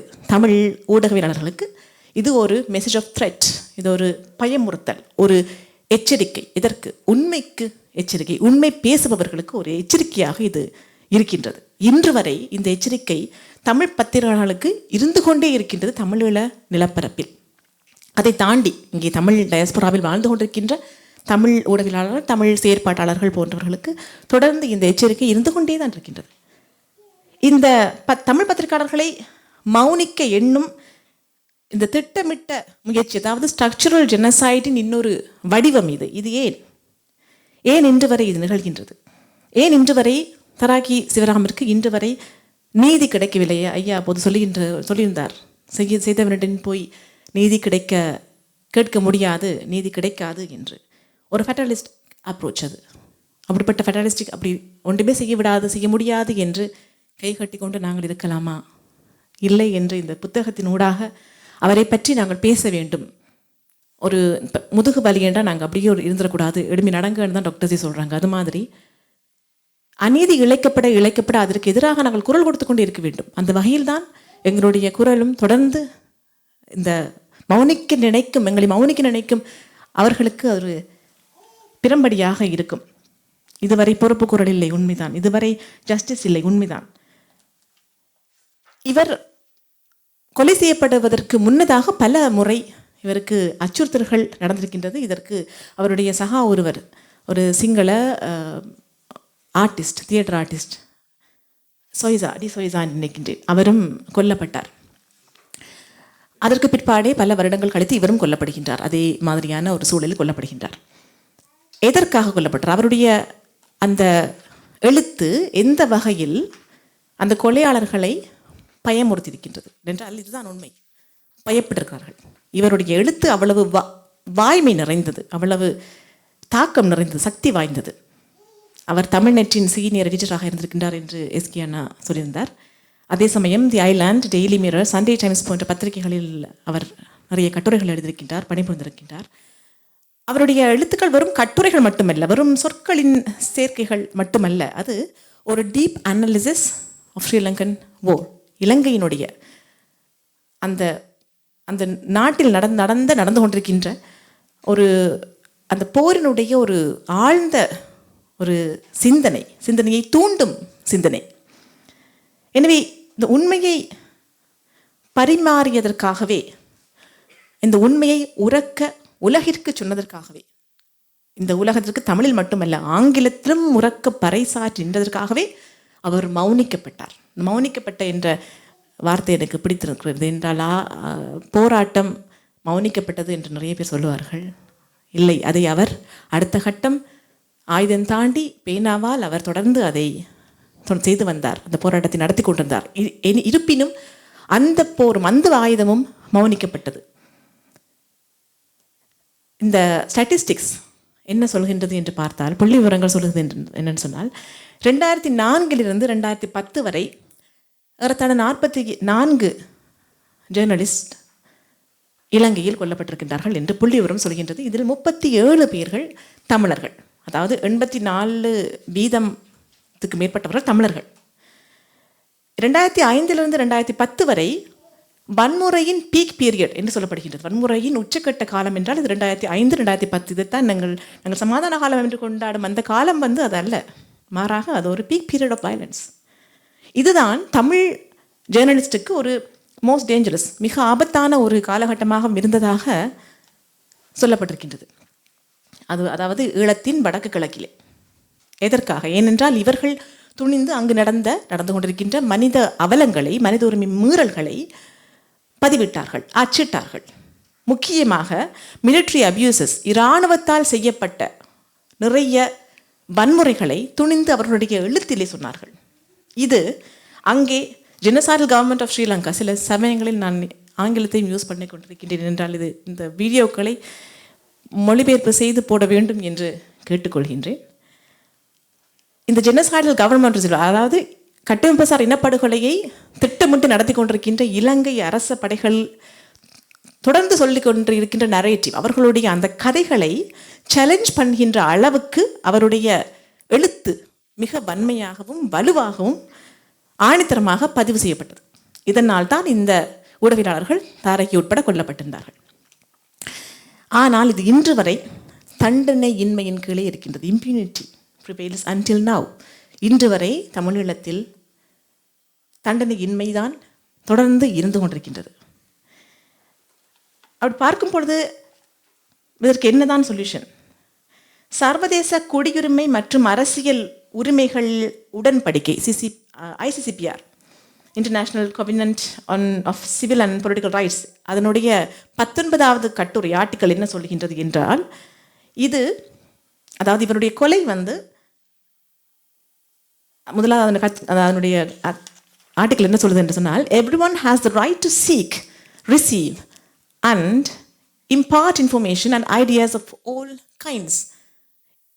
ஒவ்வொருவருக்கும், அதாவது ஃப்ரீடம், இதுதான் ஃப்ரீடம் ஆஃப் எக்ஸ்பிரஷன். அதாவது declaration of universal declaration of human rights என்ன சொல்லுது என்று சொன்னால், ஃப்ரீடம் ஆஃப் எக்ஸ்பிரஷன் என்ற ஒரு விடயம் இருக்கின்றது, கருத்து உரிமை, கருத்து சுதந்திரம். சிவராம் தாரக்கினுடைய கொலை என்பது இந்த ஆர்டிக்கல் 19ற்கு ஒரு மீறலாகவே இருக்கிறது என்பதை இந்த உலகத்தில் நாங்கள் இந்த உலகத்திற்கு உரக்க சொல்ல வேண்டிய ஒரு கடமைக்கு உட்பட்டவர்களாக நாங்கள் இங்கே நிற்கின்றோம். நாங்கள் மௌனிக்க கூடாது என்பது என்னுடைய தாழ்மையான கருத்தும் கூட. இது இந்த தண்டனையின்மை என்பது, இந்த இலங்கையின் தண்டனையின்மை என்பது, இம்ப்யூனிட்டி என்பது, இது இந்த கருத்து சுதந்திரத்திற்கு எதிராக வரக்கூடிய ஒரு கீ பேட்டர்னாகவே இருந்தது. இது ஒரு தனிச்சு பார்க்கக்கூடிய ஒரு விடயமும் அல்ல. இது ஒரு ஸ்ட்ரக்சரல் விடயமாக தொடர்ந்து செய்யப்பட்டு கொண்டே இருக்கின்றது. இது வெளிப்பாடு சுதந்திரத்திற்கு, freedom of expression, freedom of ஒப்பீனியனுக்கு எதிராக இருக்கின்றது. எனவே இதற்கு என்னதான் நாங்கள் செய்ய முடியும்? இதற்கு சொல்யூஷன் என்ன? ஃபேட்டலிஸ்ட் அப்ரோச், அதுக்கு அதில் நான் உடன்படவில்லை. இப்படித்தான் நடக்கும் என்று நாங்கள் கையை கட்டி கொண்டிருக்க முடியாது. ஒவ்வொரு நாளும் எழுந்து ஒவ்வொரு நாளும் சாப்பிடுகின்றோம், ஒவ்வொரு நாளும் வேலைக்கு போகின்றோம், ஒவ்வொரு நாளும் திருப்பி அதே விடயங்களை செய்ய வேண்டி கொண்டிருக்கின்றோம். என்னால் பிறந்தாயிற்று, எனவே வாழ்ந்தே ஆக வேண்டும். தமிழனாய் பிறந்தாயிற்று, எனவே போராடியே ஆக வேண்டும். இதுதான் எங்களுடைய நியதி, இதுதான் வாழ்க்கை, இதுதான் தர்மம். ஒன்றும் செய்ய முடியாது, பேசியே ஆக வேண்டும். மௌனமாய் இருக்க முடியாது. மௌனிக்கப்படப்பட எழுந்து பேசவே வேண்டும். ஒரு தாரகி போனால் அடுத்த தாரகி வர வேண்டும். இதுதான் எங்களுடைய விதி. இன்னொரு ஐநாவோ இன்னொரு உலக ஒரு அரங்கமோ வரும் வரை இந்த உண்மையை விளங்கிக் கொண்டு நாங்கள் தொடர்ந்து பேசிக்கொண்டு தான் இருக்க வேண்டும். வேறு வழி இல்லை. அதை விளங்கிக் கொண்டு நாங்கள் இப்போது இருக்கின்ற இந்த ஃப்ரேம் ஒர்க்கில் நாங்கள் என்ன செய்ய முடியும்? நமக்கு இப்போ இருக்கிற அவைலபிலிட்டி இந்த விடயம் தான். அதுவரை நாங்கள் என்ன செய்ய முடியும் என்று பார்த்தால், இந்த இம்யூனிட்டிக்கு எதிராக நாங்கள் போராட வேண்டும். எப்படி போராட வேண்டும்? இன்டர்னல் இன்வெஸ்டிகேஷன் அதாவது இலங்கைக்குள் இருக்கக்கூடிய உள்நாட்டு பொறுமுறையில் எந்த பிரயோசனமும் இல்லை என்பது எல்லோருக்கும் தெரிந்த உண்மை. அது நான் சொல்லி நீங்கள் அறிய வேண்டியதல்ல. எனவே நாங்கள் தொடர்ந்து இந்த உலகிடமும் நாங்களும் எங்களுக்கே ஒரு பிரதிக்ரியை எடுக்க வேண்டும்.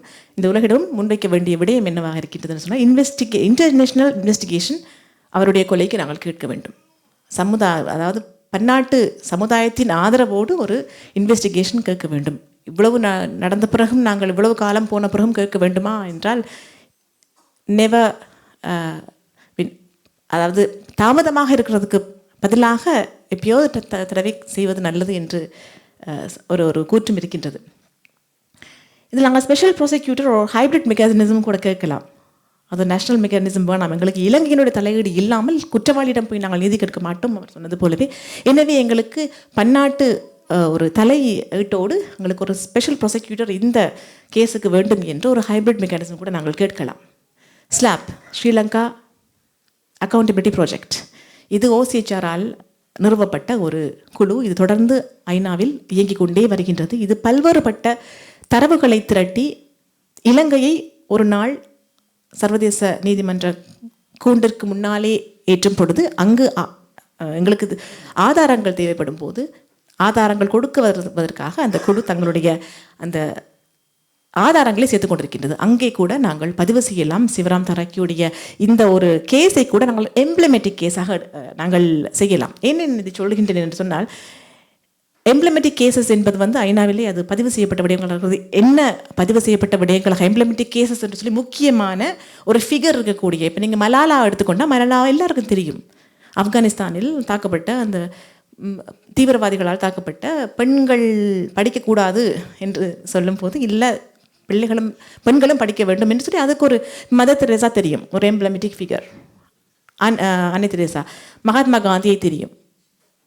ஆனால் எங்களுக்கு இருக்கக்கூடிய ஒரே முகம் மேதகு தலைவர் பிரபாகரன். அவரை எப்படி இந்த உலகம் சித்தரிக்கின்றது உங்களுக்கு எல்லாருக்கும் தெரியும். ஆனால் சிவில் மக்களாக நாங்கள் யாரை முன்னிறுத்த வேண்டும்? எங்களுக்காக இந்த freedom of speech, freedom of எக்ஸ்பிரஷனுக்காக போராடிய, உண்மையை வெளிக்கொண்டு வர போராடிய, ஒரு ஆப்ஜெக்டிவ் வேயோடு எந்த ஒரு பக்க சார்பு இல்லாமல் போராடியவர்களை நாங்கள் கொண்டு வர வேண்டிய கடமை எங்களுக்கு இருக்கிறதல்ல.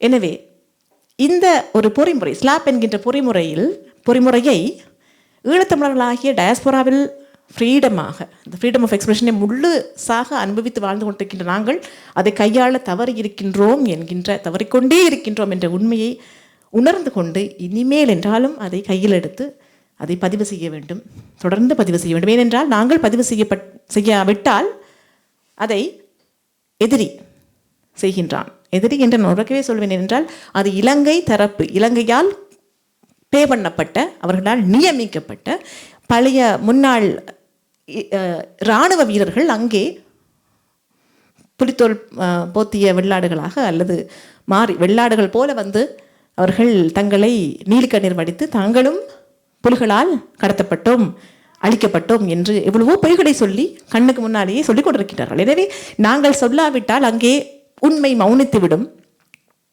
அநீதி வென்றுவிடும். எனவே இந்த ஸ்லாப் மெக்கானிசத்தை நாங்கள் பாவிக்கலாம். ரிட்டன் ஸ்டேட்மெண்ட், எடுத்து மூல அறிக்கைகள், வாய்மூல அறிக்கைகள், வேறு வழி இல்லை. நான் ஐயா சொல்வதை நான் முற்றுமுழுதாக ஏற்றுக்கொள்கின்றேன். நானும் அப்படிப்பட்ட ஒரு கோபத்தோடு தான் அங்கே சென்று நான் போராடுகின்றேன். அவர்களிடம் ஒழுக்கி கேட்பது அதுதான். இப்போது அல்லாமல் எப்போதுதான் எங்களுக்கு நீதி கிடைக்கப் போகின்றது. ஆனால் அவர்கள் தரும் வரை நாங்கள் பார்த்திருக்கவும் முடியாது, உறங்கிக் கொண்டிருக்கவும் முடியாது. இதுக்கு இன்னொரு சிறந்த உதாரணம், சில பேருக்கு இது ஒரு எரிச்சல் ஊட்டக்கூடியதாக இருக்கும், எனக்கு எரிச்சல் ஊட்டக்கூடிய ஒரு விடயம்தான். சிறந்த முன்னுதாரணமே சிங்கள இராணுவ சிப்பாய்கள் தான், சிங்கள கவர்மெண்ட் தான். ஏனென்றால் அவர்கள் அதாவது 1,46,679 பேர்கள் வலிந்து காணாமலாக்கப்பட்டவர்கள் என்று தரவு இருக்குது. அதுக்குள்ளே யார் வலிந்து காணாமலாக்கப்பட்டவர்கள் என்றால் இல்லை, விடுதலை புலிகளால் கடத்தப்பட்டவர்கள், கொல்லப்பட்டவர்கள் என்று சொல்லி அவர்கள் பொய்யான தகவல்களை கொடுக்கிறார்கள். யாரை வைத்து? ஸ்லாப்புக்கு என்று சொன்னால் சில ஆட்களை ஒரு எம்ப்ளிமெண்டிக் கேஸாக கொண்டு வராங்க. கடத்தப்பட்டது சிங்கள ஆக்கள் என்று சொல்லி கூட சொல்கின்றார்கள். அதற்கு ஜேவிபி காலத்திலிருந்து கூட அந்த உதாரணங்கள் எடுக்கப்படுகின்றன. அதுபோல அதை இதுக்குள்ளே நான் சேர்க்க வரையில், அதுபோல எக்ஸாம்பிள் சொல்ல போனால் லசந்த விக்ரமதுங்க, அவர் ஒரு ரிப்போர்ட்டர், அவரும் கடத்தி கொலை செய்யப்பட்டார். அவரும் அநீதிக்கு உட்பட்டவர் தான். அவருக்கும் என்னுடைய இந்த சமயத்தில் நான் வணக்கங்களையும் தெரிவித்துக் கொள்வேன். என்றால் இது அவர்களுக்கு எதிராக அல்ல. அதே போல் பிரகீத் எக்னலகோட ஒரு கார்ட்டூனிஸ்ட், சிங்கள சாம்ராஜ்யத்துக்கு எதிராக கார்ட்டூன் வரைந்தால் அவரும் கடத்தி கொலை செய்யப்பட்டார். ஆனால் இவர்களுடைய கேஸ்கள் தான் அங்கே எம்ப்ளமெட்டிக் கேஸ்களாக ஐநாவில் இன்று வரை பறைசாற்றப்பட்டு வருகின்றது. இதற்கு இலங்கை அரசாங்கம் துணை போகின்றது. ஏனென்றால் அப்போதான் எங்களுக்கு மேல் விழக்கூடிய வெளிச்சம் அங்கே மங்கள் செய்யப்படும் என்ற ஒரே காரணத்திற்காக.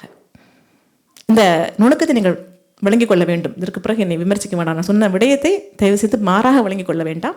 லசந்த விக்ரமதுங்க மற்றும் பிரகீத் எக்னலகோட போன்றவர்களுடைய கேஸ்களை அவர்கள் பாவித்து எங்களுக்கு வர வேண்டிய நீதியை டிலே பண்ணுவதற்காக அது பாவிக்கப்படுகின்றது என்று தான் சொன்னேன். எனவே சிம்பிள் ஆஃப் அந்த என்ஃபோர்ஸ் டிஸப்பியரன்ஸ், வலிந்து காணாமலாக்கப்பட்ட அல்லது ஜேர்னலிஸ்ட் அவருடைய படுகொலைகளுடைய சிம்பிளாக எங்களுடைய தமிழ் கைதிகள், தமிழ் வலிந்து காணாமலாக்கப்பட்டவர்கள், தமிழ் ஜேர்னலிஸ்ட்கள் கொல்லப்பட்டவர்கள் நாங்கள் அவர்களை முன்வைத்து இதை நாங்கள் கொண்டு செல்ல வேண்டும். சிவராம் தாரகி ஒருபோதும் தன்னுடைய கொலைக்கு நீதி கேட்கவில்லை. அவர் என்னை பாவித்து இந்த ஆயுதத்தை கையில் எடுங்கள் என்று தான் சொல்லியிருப்பார் என்று நினைக்கின்றேன். அவர் யார் கேட்டாரா? நீதி கேட்டாரா? எங்களை போராடத்தான் அழைக்கின்றார். எனவே இந்த அழைப்பை ஏற்றுக்கொண்டு இந்த புத்தகத்தை வாங்கி நாங்களும் அவரை மேலதிகமாக தெரிந்து கொண்டு அந்த கடமையை நாங்கள் தொடர்ந்து செய்ய முன்வர வேண்டும். இந்த சந்தர்ப்பத்தை அளித்த எஸ்.கே. ராஜனண்ணாவுக்கு நன்றி. ஏனென்றால் தாரகி அவர்களை பற்றி நான் நிறைய வாசிச்சிருக்கிறேன், அவரை பற்றி நிறைய பேசியிருக்கின்றோம். ஊடக ஒரு வெற்றிடம் ஒன்று எங்களுக்கு இருந்து கொண்டே இருக்கின்றது. தமிழ் ஆக்டிவிஸ்டாக நாங்கள் இருக்கும்போது இந்த துணிந்து நாங்கள் சொல்ல வார விடயங்களை ரிப்போர்ட் பண்ணுறதுக்கு யாரும் இல்லை, இன்வெஸ்டிகேட்டிவ் ஜேர்னலிசம் பண்ணுவதற்கு யாரும் இல்லை என்ற குறை தொடர்ந்து நாங்கள் சொல்லிக்கொண்டே இருக்கின்றோம்.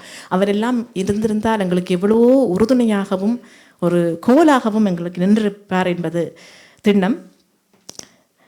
இந்த புத்தகத்தை நான் புரட்டி பார்க்கும்போது இதில் நிறைய பேர்கள் தெரிந்த முகங்கள், தெரியாத முகங்கள் நிறைய எழுதியிருக்கிறார்கள். நானும் ஆர்வமாக நிலாந்தன் எழுதியிருக்கின்றார். பாரதி ராஜநாயகம் எனக்கு மிகவும் பிடித்த ஒரு ஆசிரியர், அண்மையில் காலமானவர். ஐநாவில் அவரை நான் சந்திக்க வாய்ப்பு கிடைத்தது. மிகவும் பண்பானவர், அவரும் அவரை பற்றி எழுதியிருக்கின்றார். அமர்தாஸ் புகைப்பட கலைஞர், ஒரு புகைப்பட போராளி என்று நான் சொல்வேன், அவரும் அவரை பற்றி எழுதியிருக்கின்றார். மற்றும் எல்லாருக்கும் தெரிந்த மாணிக்க வாசகம் எழுதியிருக்கின்றார். எனக்கு மிகவும் பிடித்த ஒரு பரப்பாளர், ஒரு ஜேர்னலிஸ்ட், என்னை தொடர்ந்து ஊக்குவித்து கொண்டே இருக்கும் எஸ்.கே. ராஜனண்ணா அவர்களும் எழுதியிருக்கின்றார். அவருடைய தலைப்பு பேனாவை ஆயுதமாக்கிய ஊடக போராளி. இந்த தலைப்பும் எனக்கு மிகவும் பிடித்திருந்தது. நான் அடிக்கடி சொல்கிற விடயம், பேனாவும் ஒரு ஆயுதமே என்று சொல்வேன். முக்கியமாக ருக்கி பெர்னாண்டோ, இவரும் ஐநாவில் நான் சந்தித்திருக்கிறேன் பல தடவைகள். இவரும் ஒரு சிங்கள சகோதரராக இருந்தாலும் ஒரு நல்ல ஒரு activist, human rights activist, human first.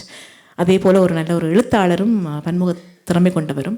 இவரும் அவரை பற்றி எழுதியிருக்கார். எனவே இந்த புத்தகம் மிக முக்கியத்துவம் வாய்ந்தது என்று நினைக்கின்றேன். அனைவரும் வாசித்து படித்து கடமையை தொடர்ந்து செய்ய அன்புடன் அழைத்து நிற்கின்றேன். நன்றி, வணக்கம். ஐபிசி தமிழிலே பணியாற்றி கொண்டிருக்கின்ற பொழுது வாரத்தில் 4 நாட்கள் அதிகாலையில் நான் பணியாற்றுவேன். 2004ஆம் ஆண்டு மே மாதம் 31ஆம் தேதி காலை தொலைபேசி அழைப்பு வருகின்றது. பேசியவர் தராக்கி சிவராம். ராஜன், நடேசனை போட்டு விட்டார்கள். இதான் அவர் சொன்ன வசனம். இப்படி ஒரு நாள் என்னையும் போடுவார்கள் என்று சொன்னார். அதுபோல அன்றும் நான் தான் பணியில் இருந்தேன். 2005 ஆண்டு ஏப்ரல் மாதம் 28 தராக்கியின் செய்தியும் அவ்வாறே தொலைபேசியூடாக ஐபிசி தமிழுக்கு வந்தது. தனக்கு கொலை அச்சுறுத்தல் இருக்கின்றது என்பது அவருக்கு தெரிந்தது. நாங்கள் ஐபிசி தமிழ் கலையகத்தில் வைத்து அவரிடம் வேண்டுகோள் விடுத்தோம், எங்களோடு சில காலங்கள் நின்று நீங்கள் பணியாற்றுங்கள். அப்பொழுது அவர் கேட்ட கேள்வி, இங்கிருந்து நான் கற்பனையில் எழுதுவேன், நீங்கள் வாசிப்பீர்களா என்றதுதான். அதற்கு பின்னர் நாங்கள் பேசுவதற்கு வார்த்தைகளே இல்லை. பிரான்ஸ் நாட்டிலே பல்வேறு ஆற்றலாளர்கள் இருக்கின்றார்கள். அந்த ஆற்றலாளர்களுக்குள் பிரெஞ்சு மொழிக்குள் சென்று பிரெஞ்சு மொழியிலே இலக்கியங்கள் தொடர்பாக தேடல்கள் மேற்கொண்டு பிரான்ஸ் நாட்டிலே யார் யாரெல்லாம் எப்படியெல்லாம் இயங்கி இருக்கின்றார்கள், என்னென்ன பணிகளை ஆற்றி இருக்கின்றார்கள் என்றெல்லாம் தேடி கற்று வைத்திருக்கும் ஒருவர். அவரோடு சென்று நாங்கள் பேசினால்தான் அவரிடத்தில் இருந்து விஷயங்களை நாங்கள் எடுத்துக்கொள்ளலாம். இடைக்கிடை ஒளிப்பதிவாக சில விடயங்கள் அவர் அவ்வப்பொழுது அவருக்கு அந்த என்ன சொல்வது மூட் பெற வேண்டும். பூபெல் அது பற்றிய தகவலை 2 நாட்களுக்கு முன்னர் வெளியிட்டிருந்தார். பூபெல் என்றது ஒருவருடைய பெயர். இப்படி பல விடயங்கள். தராக்கி சிவராம் அவர்களை அவர் எப்படி பார்க்கின்றார் என்று இப்பொழுது நாங்கள் அறிந்து கொள்வோம். வாருங்கள் கா வாசுதேவன் அவர்களே. இந்த புத்தகத்தை வெளியிட்டிருக்கிற சிவராம் ஞாபகார்த்த மன்றம் சுவிஸ் ஒரு பெரிய வேலை செய்திருக்கணும்ன்றது முதலாவது விஷயம். அதுக்கு அவருக்கு நான் நன்றியை சொல்லிக் கொள்ள விரும்புகிறேன். இதை விட காலத்தின் தேவை அரசியல் என்ற ஒரு நூலையும் அவர்கள் சிவராமனுடைய கட்டுரை சார்பாக தொகுத்து விட்டிருக்கிறார்கள். காலத்தின் தேவை அரசியல் வேலை. அடுத்தது ஊடகர் ஜி நடேசன் நினைவிலகல் என்ற புத்தகம் வெளியிட்டிருக்கின்றார்கள். சோமீதரனுடைய ஆவணப்படத்துக்கு நிதி வழங்கி இருக்கின்றார்கள், அல்லது உதவி செய்திருக்கின்றார்கள். இந்த தாராக்கி சிவராமனுடைய நினைவலைகளை தொடர்ந்தும் பேணி பாதுகாத்து அடுத்த தலைமுறைக்கு கொண்டு செல்ல வேண்டும் என்ற அவருடைய ஆசையை, அவருடைய விருப்பத்தை, அதற்கு மேலாக அந்த பணிக்கு நான் சிறந்தாழ்த்தி வணக்கம் செலுத்துகின்றேன்.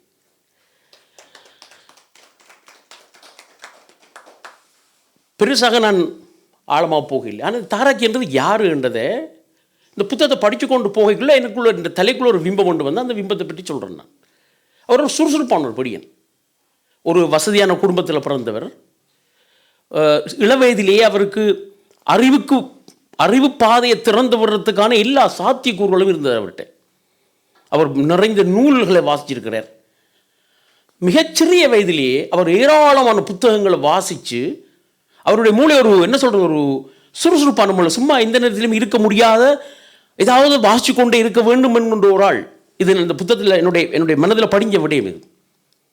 அது மட்டும் இல்லாமல் அவருக்கு தன்னுடைய நிலம் ஏனென்று சொல்லி சொன்னால் அவர் அந்த புவியியல் ரீதியாக தன்னுடைய இடத்தை வடிவா தெரிஞ்சு வச்சிருக்கின்றார். தன்னிடம் மட்டுமில்லை, முழு வடக்கு கிழக்கு பிரதேசங்களையும் பிற்காலத்தில் அவர் இன்னும் வடிவா வச்சிருந்திருக்கின்றார்.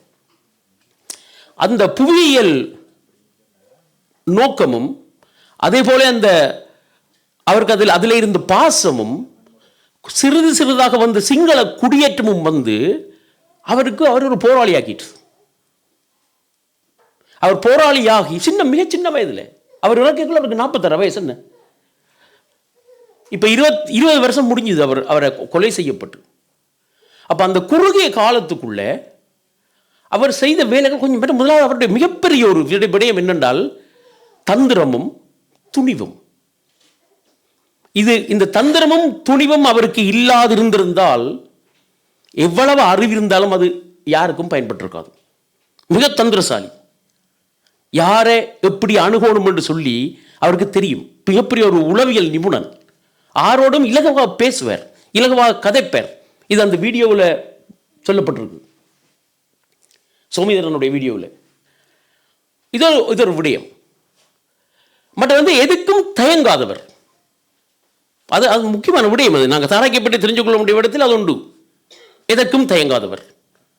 தன்னுடைய இலக்கை அடைய வேண்டும் என்றால் எந்த பாதையால் செல்ல வேண்டுமோ அந்த பாதையால் அவர் செல்லக்கூடியவர். அதைவிட இந்த 41 கட்டுரையாளர்களுடைய கட்டுரையும் நாங்கள் உற்று நோக்குகின்ற பொழுது ஒரு விடயம் எங்களுக்கு தெரிய வரும். அவர்கள் மீளவும் அவருடைய அறிவை பற்றி சொல்லியிருக்கிறார்கள். அவர் சென்ட் மிக்கேல் பள்ளிக்கூடத்தில் படித்தது, அவர் படித்த பள்ளிக்கூடம் மிக முக்கியமான பள்ளிக்கூடம். ஏன்னா அந்த பள்ளிக்கூடத்தில் சாதாரண நாட்கள் போக இயலாது. ஓரளவுக்கு வசதியானவர் மட்டும்தான் அந்த பள்ளிக்கூடத்தில் படிக்கலாம். அவர் பல்கலைக்கழகத்துக்கு போயும் ஆங்கில இலக்கியம் படிக்கிறதுக்காக போனவர் அதை விட்டுட்டார். ஒரு வருஷத்தில் விட்டுட்டார். நம்ம மாதிரி கேஸ் நமக்கு இந்த பல்கலைக்கழகம் போயிருந்தெல்லாம் படிக்கலாது. வகுப்புக்கு போக மாட்டேன். ஒரு மாதம் வகுப்பு போக வேண்டிய ஒரு மாதம் ஒட்டுமொத்தமாக எனக்கு மாஸ்டர் மேரம் பிடிக்கிறது இல்லை. ஆனால் நான் புத்தகம் நிறைய வாசிப்பேன். இவரும் அப்படி அவர் வாழ்த்தான். எக்கச்சக்கமான நூல்கள் எல்லாம் ஆங்கில புலமை, அவருடைய ஆங்கில புலமை சாதாரண புலமை இல்லை. அது அவருடைய கட்டுரைகளை இப்பவும் தமிழ்நாட்டில் அவருடைய கட்டுரைகளுக்கு வாசிச்சு பாருங்க. அவருடைய ஆங்கிலம் சாதாரண ஆங்கிலமே கிடையாது. ஆங்கிலத்தில் செய்திகள் கட்டுரைகள் எடுத்துக்கொண்டு ஒரு தனிப்பட்ட திறமை வேணும். அந்த திறமை அவர்கிட்ட மிக தாராளமாக இருந்தது. அது அவருடைய குடும்ப பின்னணியும் ஒரு காரணம் என்று நான் உறுதியாக நம்புகிறேன். இதை இதை மிக தெளிவாக தெரிஞ்ச ஒருத்தர் இந்த மண்டபத்துக்குள்ளே சைலண்டாக இருக்கிற எல்லாத்தையும் கேட்டுக்கொண்டு இருக்கிறார். எனக்கு நான் சொல்கிறதெல்லாம் நத்திங், ஜீரோ, நாதா. ஆனால் அவருக்கு எல்லாம் தெரியும். தெரியுமானா மலை. அவர் பேசாமல் இருக்கிறார், பரவாயில்லை. அப்போ இந்த 80கள் என்ற ஆரம்ப பகுதியில் அவர் இயக்கத்துக்கு போகிறார். இயக்கத்துக்கு போய் இயக்கங்கள் என்றாலே ஒரு நாட்டில் 5 இயக்கம் இருக்குமென்று சொல்லிச்சுன்னா எவ்வளோ பெரிய பிரச்சனையான விஷயம் ஒன்று யோசிச்சு பாருங்கள். என்ன இது எங்களுக்கு மட்டும் நடந்த பிரச்சனை இல்லை. இது உலகத்தில் எங்கெல்லாம் போராட்டங்கள் ஆரம்பிச்சதோ அங்கெல்லாம் வந்து ஒரு இயக்கம் இருக்காது, 2, 3, 4, 5 இயக்கம் இருக்கும். இந்த இயக்கங்கள் நடந்திருக்கக்குள்ள இயக்கங்களுக்குள்ள சண்டை, இயக்கங்களுக்குள்ளும் சண்டை, இயக்கங்களுக்கு இடையில் சண்டை, இயக்கங்களுக்கு உள்ளுக்கும் சண்டை. இந்த சண்டைகளால் என்ன நடக்குது? இந்த பலவிதமான குற்றச்சாட்டுகள் தாராய்க்கு ஒரு பூர்ணமான மனிதன் யாரும் சொல்லக்கூடாது, சொன்னால் அது போய் அவருக்கு மேலே பாரிய குற்றச்சாட்டுகள் வைக்கப்படுது. அவர் என்ன செய்கிறார்? இதெல்லாம் அவனோட விட்டுட்டு கட்டுரை எழுத போகிறார், பேப்பருக்கு பத்திரிகை துறையில் போகிறார். அங்கேயும் மிகவும் துணிச்சலாக தன்னுடைய கட்டுரைகளை முன்வைக்கிறார். குறிப்பாக படைத்துறை சார்ந்த போரியல் சார்ந்த கட்டுரைகள் வந்து மிக முக்கியமான கட்டுரைகளால் விடுதலை புலிகளாலேயே பார்க்கப்பட்டு இவ சொன்ன மாதிரி தமிழில் மொழிபெயர்க்கப்பட்டு எல்லாருக்கும் கொடுத்து வாசிக்கப்பட்டது.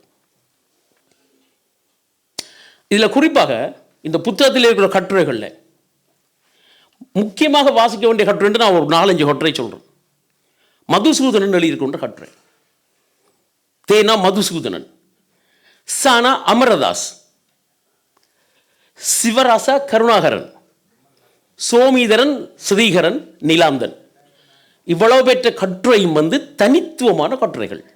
இவ்வளவுத்தையும் நீங்கள் வாசிச்சிங்கன்னு சொல்லி சொன்னால் உங்களுக்கு தாராக்கி யாருன்ற மனப்படிவம் வந்துடும்.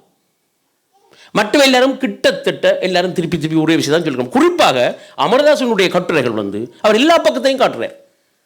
தனியாக அவர் வாழை புழுகிட்டு போகல, அவர் எல்லா விஷயத்தையும் தெளிவாக சொல்கிறார். அமரதாசனுடைய கட்டுரை கட்டாயம் நீங்கள் வாய்ச்சி பார்க்கணும் ஒரு கை. இது மிகவும் முக்கியமானது. இந்த ஊடகவியல் உலகம் என்றது ஒரு விசித்திரமான உலகம்.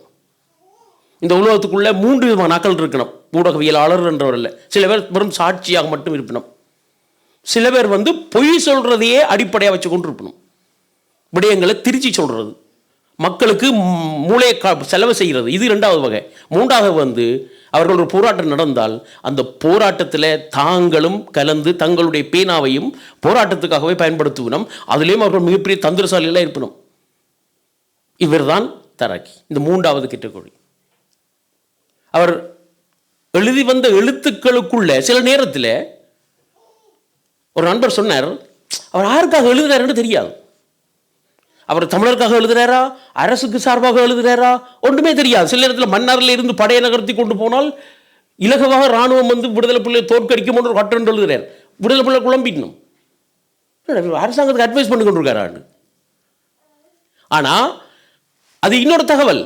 என்ன தகவல்னு சொல்லி சொன்னால், இந்த இடம் தான் உங்களோட பலவீனமான இடம். இந்த இடத்தை தான் நீங்கள் கவனம் செலுத்தணும். இப்படி இல்லை ஒரு கட்டுரையில் அதுக்கப்புறம் திருப்பி எல்லாரும் ஆய்வு செய்யணும் போட்டு என்னடா யாருக்காக எழுதியிருக்காரு இந்த கட்டுரை.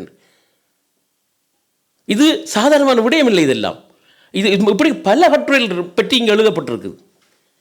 சிவராசா கருணாகரன் மிக தெளிவாக எழுதியிருக்கார். தாராக்கி வன்னிக்குள்ள விரைக்குள்ள போய் பார்த்த புத்தகங்கள் அவரே அதிர்ந்து போயிட்டார். விடுதலை புலிகள் என்றால் பயங்கரவாதிகள், அவர்கள் மற்றவனுடைய கருத்துக்கு முகம் கொடுக்க மாட்டணும் என்ற கருத்து தான் வெளியில் நிலவி கொண்டிருந்தோம். அப்படியான கருத்து தான் பரப்பிட்டு கொண்டிருந்தவர்கள். அங்கே போனால் எல்லாட்ட புத்தகமும் இருக்காங்க. கால்மார்க்ஸில் இருந்து, பெரியாரில் இருந்து, அவர் சொல்கிறார் சோபாசத்தின் புத்தகம் கூட அங்கே இருந்தேன்னு சொல்லி கருணாகரன் சிவராஜா கருணாகரன் இருக்கிறது. இதில் இது முக்கியமான விஷயம். இது அதுக்கு பிறகு எப்படி கருணாகரன் ஒரு கட்டத்தில் விடுதலை புலிகளாலே கொலை முயற்சிக்கு உட்படுகிறார். உட்பட்டு அதிலிருந்து தப்பிடுறார். அதுக்கு பிறகு 2005ஆம் ஆண்டு தாராக்கி கொல்லப்படைக்குள்ள விடுதலை புலிகளுக்கு அவர்களே மாமனிதர் பட்டம் கொடுக்கணும். இது பெரிய விஷயம். இது அன்றைக்கு அவர் கொலை பண்ணப்பட்டிருந்தார் என்று சொல்லி சொன்னால் அவர் அன்றைக்கு துரோகியாச்சிருப்பார். 2005ஆம் ஆண்டு சாகுக்குள்ள அவர் தியாகியாக சாகிறார், மாமனிதனாக சாகிறார். இது காலத்தினுடைய முரண். இன்றைக்கு பத்திரிகை சுதந்திரத்தை பற்றி இலங்கையில் பத்திரிகை சுதந்திரம் இருக்கா, இங்கே இருக்கான். இங்கே பத்திரிகை சுதந்திரம் இல்லை.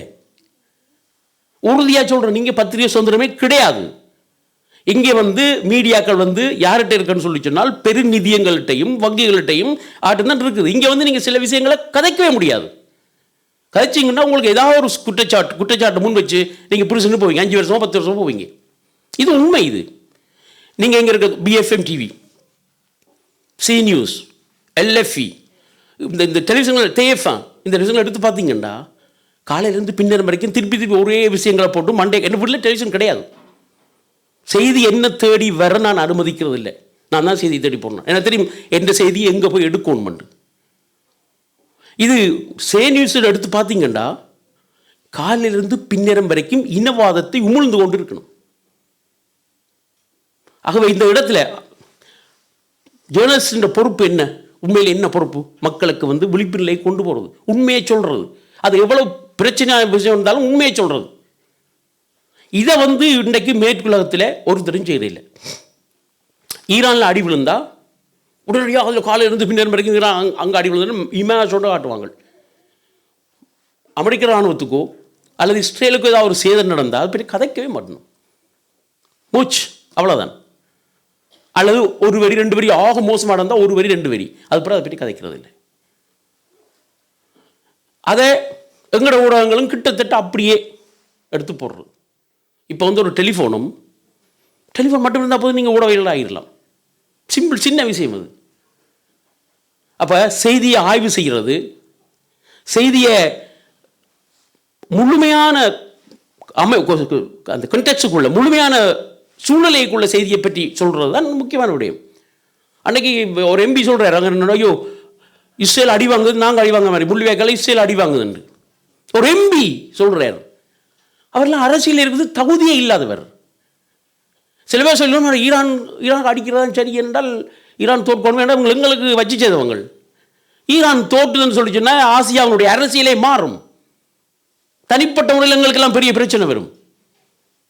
இதை நான் வெளியில் போய் சொல்லலை, அதுக்குள்ளே கொஞ்சம் பேர் தானே தமிழில் தான் சொல்லலாம். அது ஆகட்டும், அதெல்லாம் பிரச்சனை இல்லை. அதுக்கும் ஒரு மருந்து வச்சிருக்கிறேன் நான். ஆகவே இந்த ஊடகவியலாளர் பொறுப்புன்றது அது துணிஞ்சு கருத்துக்களை முன்வைக்கிறது. இந்த நான் திருப்பி ஞாபகப்படுத்துகிறேன், மதுசூதனன், அமரதாஸ், சிவராசா கருணாகரன், சோமீதரன், நிலாந்தனுடைய கட்டுரைகளை முன்னுரிமை கொடுத்து வாசிங்க.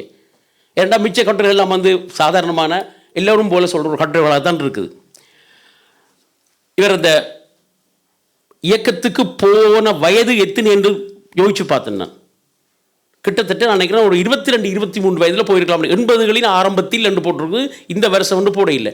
அதுவும் அந்த அந்த வயது ஒரு பொறுத்த வயது.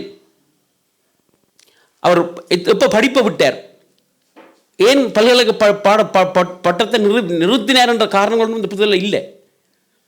அதுக்கான காரணங்களையும் யாராவது சொன்னால் சந்தோஷமாக இருக்கும் என்று கூறி என்னுடைய இந்த சுருக்கமான உரையை முடித்துக்கொண்டு நன்றி ராஜண்ணா. ஊடக ஆசான் ஏசி தாசிசிஎஸ் அவர்கள் அந்த ஐபிசி தமிழை ஆரம்பித்த பொழுது அவரிடம் ஒரு வடிவம் இருந்தது. அந்த வடிவத்துக்குள் கொண்டு வரப்பட்டவர்களில் ஒருவர் ஐ நடேசன் அவர்கள். அவரை நெல்லை நடேசன் என்றும் நாங்கள் அழைப்போம். வவுனியாவில் இருந்து எங்களுடைய கனகரவி அவர்கள். இப்படி ஒவ்வொருவரையும் தாசிஎஸ் மாஸ்டர் அவர்கள் ஐபிசி தமிழோடு இணைத்தார். அப்படி இணைக்கப்பட்டவரில் ஒருவர்தான் ஊடகவியலாளர் நடேசன் அவர்கள். அவரை பற்றித்தான் நான் அந்த ஆண்டை குறிப்பிட்டிருந்தேன். 2004 ஆண்டு மே மாதம் 31ஆம் தேதி. ஏனென்றால் நான் பணியாற்றி கொண்டிருந்த நேரத்தில் தராக்கே சிவராம் அவர்கள் தான் அந்த தகவலை தந்தார். சுவிட்சர்லாந்து நாட்டில் இருந்து 3 வந்திருக்கின்றார்கள் என்று நான் அறிவித்திருந்தேன். ஒருவர் ஏற்கனவே பேசிவிட்டார், அடுத்தவர் பேச மாட்டார், அவருடைய துணைவியார். இப்பொழுது பொலிகை ஜெயா அவர்கள் அங்கிருந்து வந்திருக்கின்றார். மீன்பாடும் தேன் நாட்டிலே உதய சூரியனாக உதித்து கொழும்பிலே தனது உயிரை மாய்த்த ஐயா சிவராம் அவர்களை நான் ஒருமுறை சந்தித்திருக்கிறேன். வேதனை. பாரதி சொன்னான், 14 மொழிகளையும் கற்போம், ஆனால் தமிழ் மொழி எங்கள் உயிர் என்றான். சிவராம் ஐயா மட்டக்களப்பிலே ஆரம்பத்திலே ஒரு இலக்கிய வட்டத்தை ஏற்படுத்தி பின்பு தினக்கதிர் என்ற ஒரு பத்திரிகையை ஏற்படுத்தி தமிழ் இலக்கியமும் தமிழ் இலக்கணமும் அறிந்தது மட்டுமல்ல, இங்கே குறிகாட்டினார்கள். ஆங்கிலத்திலே பெரும் திறமை காட்டினார். அன்பார்ந்தவர்களே, இவர் கொழும்பிலே இருந்து த Island, daily mirror, Sunday time போன்ற பத்திரிகைகளுக்கு தனது ஆங்கில திறமையால் சிறப்பாக எழுதி வந்தார். இதன் காரணமாக அவர் வெளிநாடுகளிலே பேசு பொருளாக்கப்பட்டார். பெரியோர்களே, ஒளி ஊடகவியலாளர்கள் பெரும்பான்மையாக பக்கச்சார்பாகத்தான் இருப்பார்கள். இது நியதி, சிலரை தவிர. அல் ஜசீரா என்ற ஒரு தொலைக்காட்சி தான் உலகிலே ஓரளவு 95% நிசத்தை கொண்டு வருது. அங்கேயும் பக்கச்சார்பு இருக்கிறது. ஆனால் சிவராம் ஐயாவிடம் சமரச பேச்சுக்கே இடம் இல்லை. அதற்கு நான் உங்களுக்கு ஒரு உதாரணத்தை சொல்லுகிறேன். இவர் கிழக்கு மாகாணம் தமிழர்களுடையதென்று ஒரு கட்டுரை வரைந்தார். அந்த கட்டுரைக்கு எதிர்வினையாக 2 முஸ்லிம்கள், அவர்கள் உஸ்மா இன்னும் ஒருவர், ஒரு கட்டுரையை வரைந்து இவரது பத்திரிகைக்கே கொடுத்தார்கள்.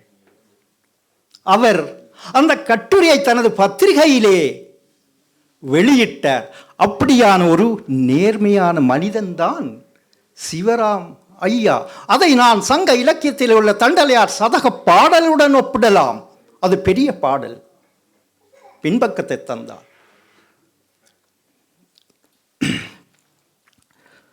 95 தடுமாறுளத்தான் தண்டலையில் சேராது தேசமெல்லாம் பறக்கும் காகம்தான் அமரும் கொம்பறியாது. அந்த காகத்தின் குறி இலக்கு நோக்கி பறப்பது, எந்த கொம்பிலே அமருவர் நண்டில். அதே போலத்தான் எமது சிவராம் ஐயாவும் தேசியம் பற்றி ஒரு குறி நோக்கி நகர்ந்தார். மற்றதுகளுக்கு சமரசம் செய்யவில்லை. முடிக்கிறேன். பெரியோர்களே, இவர் இங்கே யாரோ குறிப்பிட்டார்கள், தேவராஜா, மிஸ்டர் தேவராஜா வீரகேசரி ஆசிரியராக இருக்கும்போது இவர் வீரகேசரியிலே கிழமையிலே கட்டுரைகள் வரைந்து வந்தார். அதிலே தமிழிலே ஆய்வுக் கட்டுரைகள் உட்பட தெற்காசியாவிலே உள்ள சீனாவை முன்னிலைப்படுத்தி பூமாலை வழித்தடம் என்று நினைக்கிறேன் பேர் என்ன தோழர், பூமாலை வழித்தடம், அதுக்கு பேர் பூமாலை வழித்தடம் என்று கட்டுரைகளை வரைந்து வந்திருக்கிறார். நான் வீட்டி தமிழ்வாரன் ஐயாவும் இவருடைய கட்டுரைகளை நான் வெட்டி வைத்திருக்கிறேன். அன்பார்ந்தவர்களே, நீங்கள் அறியாத எனக்கு சிவராமையாவிலே பிடிப்பு வந்தது. இனி சொல்ல போற விடயம் கூடுதலாக அதுக்காக இவர் யாழிலே புத்தூரிலே இவரும் இன்னும் ஒரு நண்பனும் இவர் இயக்கத்தில் இருந்தபோது இராணுவம் திரத்தி கொண்டு போகிறார்கள். இவர்கள் உயிரை பாதுகாப்பதற்காக ஓடி ஒரு குடிசைக்குள்ளே புகுந்து விட்டார்கள். அந்த ஒரு பக்கம் உயிர் பயம், இன்னொரு பக்கம் தண்ணீர் தாகம். அந்த வீட்டு அம்மாவிடம் கேட்கிறார், சிவராமையா கேட்கிறார், அம்மா எங்களுக்கு தண்ணீர் தருவீங்களா? அந்த அம்மா இவர்களை பார்த்த உடனே அந்த அம்மாவின் ஒரே ஒரு கேள்வி, நான் தண்ணி தந்தால் நீங்கள் குடிப்பீர்களா?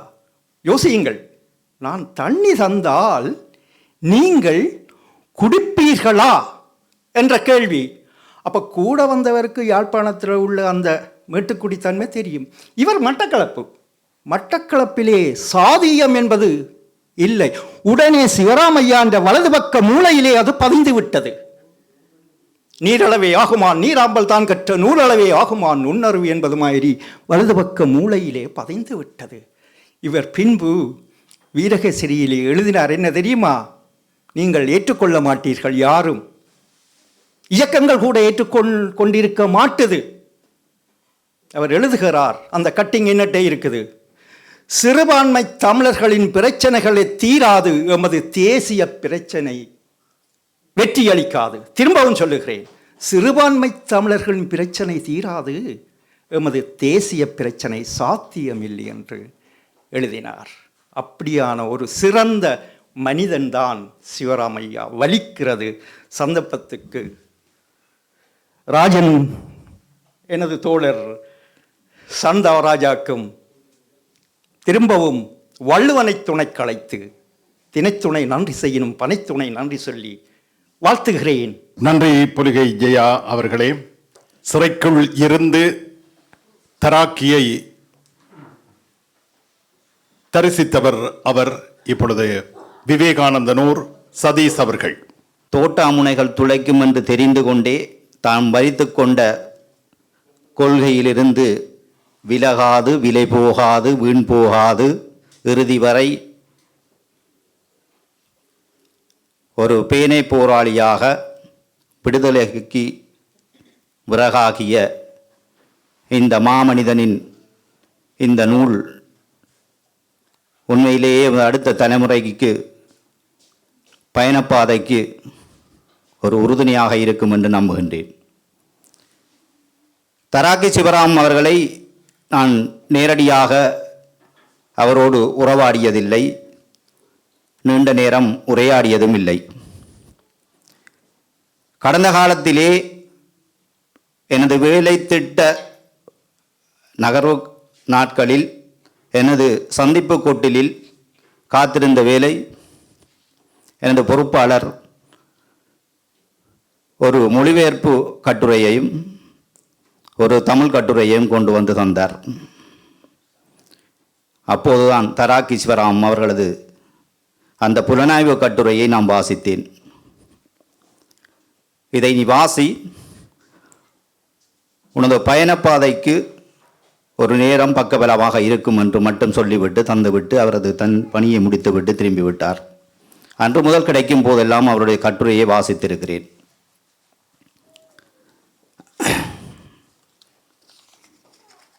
அவசரகால சட்டம், பயங்கரவாத தடை சட்டம் போன்றன இந்த மாங்கனி தீவு, ஜனநாயக பெயர் கொண்ட இந்த மாங்கனி தீவிலே அன்று முதல் இன்று வரை இந்த ஊடகவியலாளர்களை வேட்டையாடி கொண்டிருக்கின்றதுக்கு ஒரு முக்கிய காரணமாக அமைகின்றது.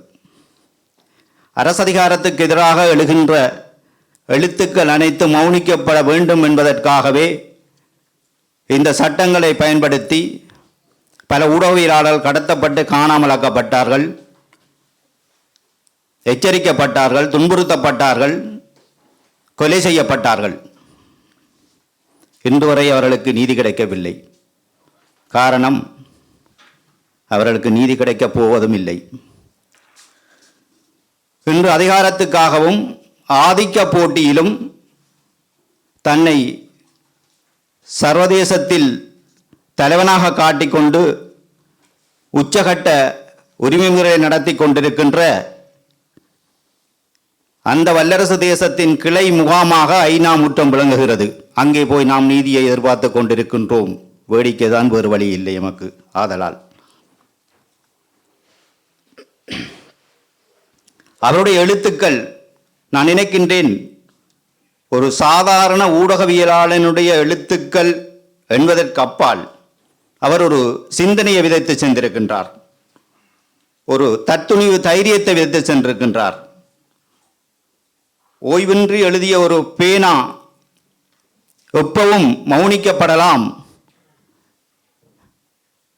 ஆனாலும் யாராவது அதை ஏந்தி தொடர்ந்து பயணிக்க வேண்டும் என்ற கனவை விட்டு சென்றிருக்கின்றார். ஏற்கனவே எனக்கு முதல் உரையாற்றியவர் கூறியது போல அவருடைய எழுத்துக்கள் எல்லாமே ஒரு தீர்க்க தரிசனம் மிக்கவை. இங்கே வாசு என்ன சொன்னார், விடுதலை போராளிகளாலே எச்சரிக்கப்பட்ட ஒரு பாத்திரம் ஆரம்பத்திலே என்று உண்மைதான். ஆனால் இந்த மாமனிதர் விருது கூட அவர்களாலேயே வழங்கப்பட்டது, தேசிய தலைமையால் வழங்கப்பட்டது. அவர் ஆரம்பத்தில் ஒரு பட்டதாரியாக, அடுத்து கழகப் போராளியாக, அடுத்து பேனை போராளியாக, இறுதியாக விடுதலை போராளியாக வீரச்சாவை அணைத்துக் கொண்டவர். மூத்த உடவியலாளர் வித்யாதரன் அவர்கள் தனது எழுத்தாயுதம் என்ற புத்தகத்திலே ஒரு வார்த்தையை எழுதியிருந்தார். நான் வாசித்த பொழுது எனக்கு வியப்பாக இருந்தது. ஊடகவியலாளர்கள் என்பவர்கள் விலை மாந்தர்கள் என்று குறிப்பிட்டிருந்தார். தவறாக எண்ணிவிடாதீர்கள். சமகாலத்திலே சகல தரப்புகளோடும் அவர்கள் ஒரு நட்புறவை பேண வேண்டியிருந்தது.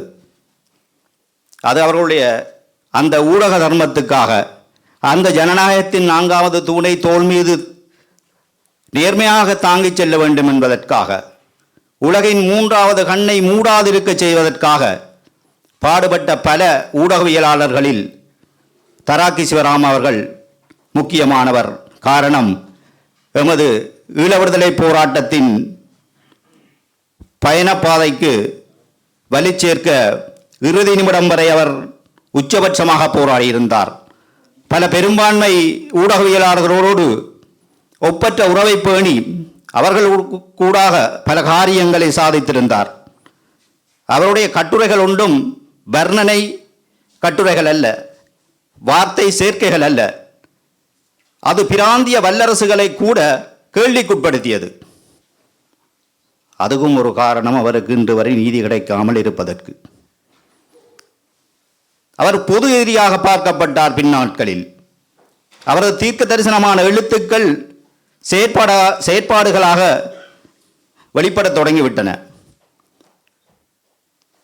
பயங்கரவாத தடை சட்டத்தையும் அவசரகால சட்டத்தையும் கூட அவர் அதன் அரசியல் விளைவுகளை ஆராய்ந்தார். பிராந்திய நலனை பற்றி பேசியிருந்தார். வல்லரசுகளின் வார்த்தை ஜாலங்களில் மயங்கிவிடக் கூடாது என்பதை வலுவாக உணர்த்தி இருந்தது அவரது கட்டுரைகள். ஆகவே அவரது பேனா மௌனிக்கப்பட்டது. இவ்வாறு ஏற்கனவே இங்கே பேசியவர் குறிப்பிட்டது போல பல ஊடகவியலாளர்கள் கொல்லப்பட்டிருக்கிறார்கள். பிரகீத் டெக்னலியோட, அதே போன்று பலர் கைது செய்யப்பட்டு சிறையில் வைக்கப்பட்டிருக்கிறார்கள். ஊடகவியலாளர் திசநாயகம் அவர்கள் எங்களோடு சிறையில் இருந்தவர். அவருக்கு 20 ஆண்டு கால சிறை தண்டனை விதிக்கப்பட்டு பொது மன்னிப்பு வழங்கப்பட்டு இன்று அமெரிக்காவிலே அகதி எனும் தகுதியோடு அடைக்கலமாகி இருக்கின்றார். கனகரவி அண்ணா அவர்களுக்கு 98ஆம் ஆண்டு நான் செய்தி கொடுப்பதற்காக உறவு பூண்டிருந்தேன். அவர் 2007ஆம் ஆண்டு தனது வாழ்விடத்திலிருந்து மதில் பாய்ந்து ஓடி வந்து இன்று சுவிஸிலே தஞ்சமடைஞ்சிருக்கின்றார். கடந்த சில நாட்களுக்கு முன் அவரை நேரடியாக நான் சந்தித்திருந்தேன். நான் அண்மையிலே இந்த பாரிஸ் மாநகரிலே ஒரு ஊடகவியலாளர் மாநாடு நடந்ததை காணொளி ஊடாக கண்டிருந்தேன். அந்த ஊடகவியலாளர் மாநாட்டிலே இருந்த ஒரு ஊடகவியலாளர்கள் கூட இங்கே இல்லை என்று நினைக்கின்றேன். ஊடகவியலாளர்கள் மோப்ப நாய்கள், அவர்கள் செய்திகளை தேடிச் செல்பவர்கள். ஊடகவியலாளர்கள் ஒருபோதும் யூடியூப்பர்களாக முடியாது, யூடியூப்பர்கள் ஒருபோதும் ஊடகவியலாளர்களாக முடியாது. ஆக வேண்டுமாக இருந்தால் தராக்கி சிவராமுடைய நூல் அறிமுக நிகழ்வுக்கு பார்வையாளராக கூட பங்கேற்க முடியாதவர்கள் எவ்வாறு வாங்கோ வீடியோக்குள்ளே போகலாம் என்று பயணிக்க முடியும் என்று கடந்த தேர்தல் காலத்திலே எமது கிளிநொச்சி மாவட்ட பாராளுமன்ற உறுப்பினர் கூட ஒரு யூடியூப்பரிடம் 2 மணித்தியால நேர்காணல் கொடுத்தது அந்த ஊடகத்துறையை ஒரு கற்றறிந்த சமூகம் கூட எந்தளவுக்கு மலினப்படுத்தி இருக்கின்றது என்பதை காண கிடைக்கின்றது. ஆகவே இந்த ஊடகத்துறை சார்ந்தவர்கள் இப்படியே இருந்துவிட்டு போகாமல் கரிசனை உள்ள ஊடகத்துறை சார்ந்தவர்கள் ஒருங்கிணைந்து விட்டு கொடுப்போடு செயற்பட்டு ஒரு ஊடக அமையத்தை இந்த பாரிஸ் மாநகரிலே உருவாக்கி இந்த தேய்பிறை கண்டு கொண்டிருக்கும் ஊடகத்துறையை தூக்கி நிமித்தி ஐரோப்பாவிலே முக்கியமான தமிழர்களின் கலாச்சார மையமாக இருக்கக்கூடிய இந்த பாரிஸ் மாநகரில் எமது விட்டு சென்ற விடுதலை பயணத்தை இந்த ஊடகத்தின் வாயிலாக சரியாக மெய்யாக வரலாற்று ஆவணங்களை பொதுவெளிப்படுத்தி அடுத்த சந்ததியை சரியான முறையில் வழிநடத்த வேண்டும் என்பது என்னுடைய அவா. இந்த பயங்கரவாத தடை சட்டத்தின் மூலம் தமிழ் அரசியல் கைதிகள் சம்பந்தமாக தராக்கி சிவராம் அவர்கள், மாணிக்கவாசகர் ஐயா அவர்கள், இன்னும் பலர் கனதியான ஆய்வுக் கட்டுரைகளை எழுதியிருந்தார்கள். அவர்களது விடுதலைக்கான திட்டமிட்ட தாமதம், இழுத்தடிக்கப்படுகின்ற வழக்கு விசாரணைகள் பற்றியெல்லாம் இதற்காக பல தடவை குற்றப்புலனாய்வு திணைக்களத்தினராலும் பயங்கரவாத தடை பிரிவினராலும் இவர்கள் அழைக்கப்பட்டு விசாரிக்கப்பட்டு எச்சரிக்கப்பட்டார்கள். அந்த நிலை அன்றும் மாறவில்லை. நேற்று முன்தினம் வீரகேசரி பத்தினுடைய உறவியலாளர் ராம் அவர்களுடன் நான் கதைத்திருந்தேன்.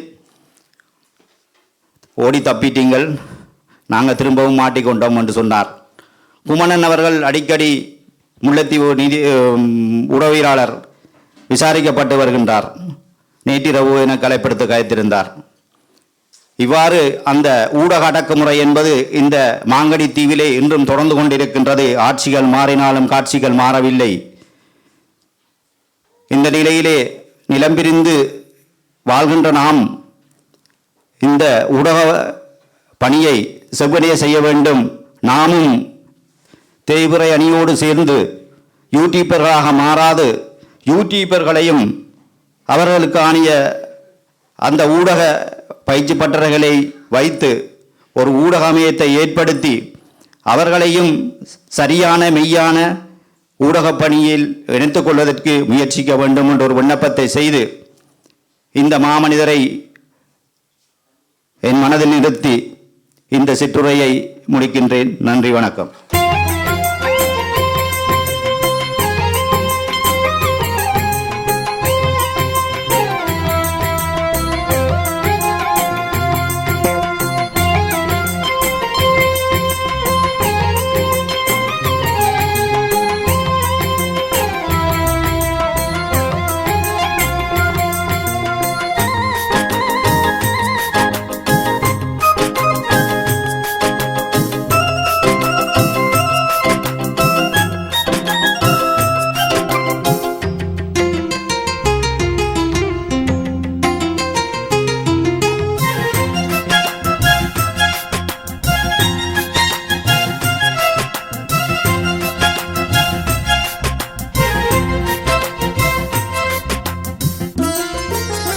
ஏற்புரைக்கு முன்னதாக முதலிலே நான் இங்கே நன்றி கூறிவிட்டு என்னுடைய சில கருத்துக்களை பகிர்ந்து கொள்ளலாம் என்று நினைக்கிறேன். முதலாவதாக இந்த நூலை பாரிஸ் நகரிலே சிறப்பாக அறிமுகம் செய்ய ஏற்பாடு செய்த நண்பர் எஸ்கே ராஜன் அவர்களுக்கும் அவருக்கு துணை நின்ற தோழர்களுக்கும் உணவினர்களுக்கும் எனது மனமார்ந்த நன்றியை தெரிவித்துக் கொள்கின்றேன். இங்கே பலரும் வந்து உரையாற்றி இருந்தீர்கள். காத்திரமான இந்த நூலிலே சொல்லப்படாத சில விஷயங்களையும் கூட சேர்த்து பலரும் பேசியிருந்தீர்கள். அவர்களுக்கு இந்த உரையாற்றிய அனைத்து வளவாளர்களுக்கும் எனது நன்றி. அடுத்ததாக இங்கு பார்வையாளராக வந்து சிலர் ஆரம்பம் முதலே கலந்து கொண்டு இறுதி வரை இருக்கின்றீர்கள். சிலர் இடையிலே வந்தாலும் கூட எங்களுக்கு பயனுள்ள விருந்தினர்களாக நீங்கள் இருக்கிறீர்கள். உங்கள் அனைவரையும் மதித்து உங்களுக்கு எங்கள் நன்றியை தெரிவித்துக் கொள்கின்றோம். இந்த நூல் 42 கட்டுரைகள் அடங்கிய நூல். அந்த 42 கட்டுரைகளையும் தந்த வளவாளர்கள், அவருடைய நண்பர்கள், அவரோடு சேர்ந்து பணியாற்றியவர்கள், அவருடைய குடும்பத்தினர்கள் அனைவருக்கும் இந்த வேளையிலே நாங்கள் நன்றியை தெரிவித்துக் கொள்ள வேண்டும். அதே போல என்னோடு சேர்ந்து இந்த நூலை தொகுப்பதற்கு உதவி செய்த கிழக்கு ஊடகவியலாளர் ஒன்றியத்தினுடைய தலைவர் தம்பி தேவ அதிரன் அவர்களுக்கு இந்த வேளையிலே எனது நன்றியை தெரிவித்துக் கொள்கின்றேன். 2024ஆம் ஆண்டு இந்த நூலை கொண்டு வருவதற்கான முயற்சியிலே நானும் நண்பர் தேவாதிரனும் முயன்று கொண்டிருந்த அந்த காலகட்டத்திலே உங்களுக்கு தெரியும், ஒரு நூலை வெளியிடுவது என்பது நிதிச்சுமை மிக்க ஒரு விடயம். புலம்பெயர்ந்த நாட்டிலே பலர் நிதி வழங்கக்கூடிய நிலைமையிலே இருந்தாலும் கூட அந்த நிதி வழங்கக்கூடிய தன்மையிலே அவர்கள் இல்லாதது. இங்கே பல ஊடகவியலாளர்கள், எழுத்தாளர்கள் இருக்கின்றீர்கள், உங்களுக்கு தெரியும். அப்படியான ஒரு சந்தர்ப்பத்திலே இந்த நூலை நான் வெளியிடுகின்றேன் என்று சொன்ன பொழுது என்னுடைய நெருங்கிய நண்பராக சுவிட்சர்லாந்திலே இருக்கின்ற நண்பர் கிருஷ்ணசாமி திலீபன் அவர்கள் சுவிஸ் லைஃப் செலக்ட் என்கின்ற ஒரு நிதி நிறுவனத்திலே பணியாற்றி கொண்டிருக்கின்றார். அவர் இந்த நூலுக்கான உற்பத்தி செலவு அவ்வளவும் தானே பொறுப்பெடுத்து அவ்வளவு பணத்தையும் தந்து இந்த நூல் வெளிவதற்கு அவர் எங்களுக்கு ஒத்தாசையாக இருந்தார். இந்த வேளையிலே அவருக்கு நாங்கள் நன்றி கூற கடமைப்பட்டிருக்கின்றோம். தராக்கி யார்? இந்த தராக்கி, இந்த நூலை வாசிப்பவர்களுக்கு தராக்கியின் பல பரிமாணங்களும் புரியும். முதலிலே தராக்கி என்பதான பெயர் என்பதை நிஷா பீரிஸ் அவர்கள் ஒரு கேள்வியாக எழுப்பியிருந்தார். பிறகு வந்த வாசுதேவன் அவர்களும் தராக்கியை தாரக்கி என்ற துணியிலே சொல்லியிருந்தார். உண்மையிலே தராக்கி என்ற பெயர் நான் அறிந்த வரையிலே அவர் ஆப்கானிஸ்தானிலே இருந்த ஒரு போராளி. அவர் ஆப்கானிஸ்தான் நாட்டிலே கம்யூனிசம், பொது உடைமை சித்தாந்தவாதிகள் போராடிய காலகட்டத்திலே இருந்த ஒரு முக்கியமான அறியப்பட்ட போராளி. அவருடைய பெயரைத்தான் அவர் தராக்கி என்று தனக்கு புனை பெயராக தராக்கி வைத்து கொண்டார். அடுத்தது நிஷா இங்கே பேசும்பொழுது தாரக்கி என்று சிங்களத்திலே பெயர் வைக்க புறப்பட்டுத்தான் அது தராக்கியாக சென்று முடிந்தது என்று அப்படி ஒரு கதை இருக்கின்றது. ஆனால் உண்மையிலே சிங்களத்திலே தாரக்கி என்று நட்சத்திரத்தை அழைப்பதில்லை, தாரக்காவ என்றதான் நட்சத்திரம். ஆகவே அதிலும் ஒரு விஷயம் இருக்கின்றது. அடுத்தது நான் தராக்கி அவர்களை முதலாக 1980-81 சந்தித்தேன். இங்கே உட்கார்ந்திருக்கின்ற யோகன் கண்ணமுத்து, தோழர் அசோக் உட்பட மட்டக்களப்பு வாசகர் வட்டத்தினுடைய குழாம் ஒன்று எங்கள் வீட்டுக்கு வந்திருந்தது. என்னுடைய சகோதரி ஒரு எழுத்தாளராக இருந்தார். அப்பொழுது ஏறாவூரிலேயே இருந்த எங்கள் வீட்டுக்கு கவிஞர் வாசுதேவன், கவிஞர் ஆனந்தன், தராக்கி, ஜோகன் கண்ணமுத்து ஆகியோர் உட்பட சில நண்பர்கள் வந்திருந்தார்கள். ஏனைய மூவரும் இப்பொழுது எங்களோட உயிரோடு இல்லை. இவர் மாத்திரம் உயிரோடு இருக்கின்றார், எங்களோடு வந்து இன்று கலந்து கொண்டிருக்கின்றார். அதற்கு பிறகு அந்த 80க்கு பிறகு 16 வருடங்களுக்கு பிறகுதான் நான் தராக்கியை மீண்டும் சந்திக்க வாய்ப்பு கிடைத்தது. அதற்குள் காலம் எங்கே எல்லாம் சென்று எங்கே எல்லாம் பயணித்து என்னவெல்லாம் நடந்து முடிந்து 96ஆம் ஆண்டு தராக்கியை மீண்டும் சந்திக்கும் பொழுது நான் ஒரு ஊடகத்துறையிலே அடியெடுத்து வைக்கிற ஒருவனாக இருந்தேன். அவர் ஊடகத்துறையிலே மிகவும் பிரபலமான ஒருவராக இருந்தார். அன்றிலிருந்து அவர் 2005 ஏப்ரல் 28 இறக்கும் வரையும் எங்களுடைய உறவு இருந்தது, நட்பு இருந்தது. எஸ்கே ராஜன் அவர்கள் சொன்னதையும் போல எங்கள் இருவருக்கும் இடையிலே மோதல்கள் முட்டல்கள் எல்லாமே இருந்தது. ஆனால் என்றும் கூட அவர் தன்னுடைய பெயர் தராக்கி இல்லை, தாரக என்பதுதான் தன்னுடைய பெயர், அவ்வாறு என்றுமே அவர் சொன்னதில்லை. ஆகவே அவர் என்னை பொறுத்தவரையிலே தராக்கி என்பதை தன்னுடைய புனை பெயராக அவர் ஏற்றுக்கொண்டிருக்கின்றார் என்பதுதான் அதனுடைய அர்த்தமாக கொள்ளப்பட வேண்டும். அடுத்ததாக நிஷா பீரிஸ் அவர்கள் சொல்லும் பொழுது இன்னொரு ஊடகவியலாளருடைய பெயரை பிரயோகித்தார். அது ஆர் பிரேமதாசா அவர்கள் ஜனாதிபதியாக இருந்த காலத்திலே 91 என்று நினைக்கின்றேன், ரிச்சர்ட் டி சொய்சா என்பவர் கொல்லப்பட்டார். இந்த Richard de Zoysa Associated Press என்கின்ற பிரெஞ்சு ஊடக நிறுவனத்தினுடைய ஸ்ரீலங்காவுக்கான பிரதிநிதியாக இருந்தார். அவர்தான் தராக்கியை ஊடகத்துறைக்குள்ளே அழைத்து வந்தவர், தராக்கியினுடைய நண்பர்.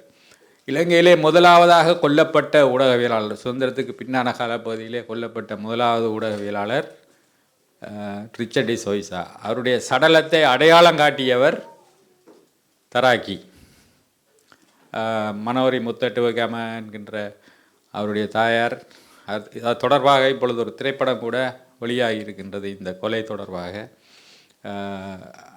இறுதியிலே தராக்கியினுடைய சடலத்தையே யாரோ அடையாளம் காட்ட வேண்டிய ஒரு சூழ்நிலை உருவாகிவிட்டது. அது இலங்கையினுடைய அரசியல் சூழலை பிரதிபலிக்கின்ற ஒன்று.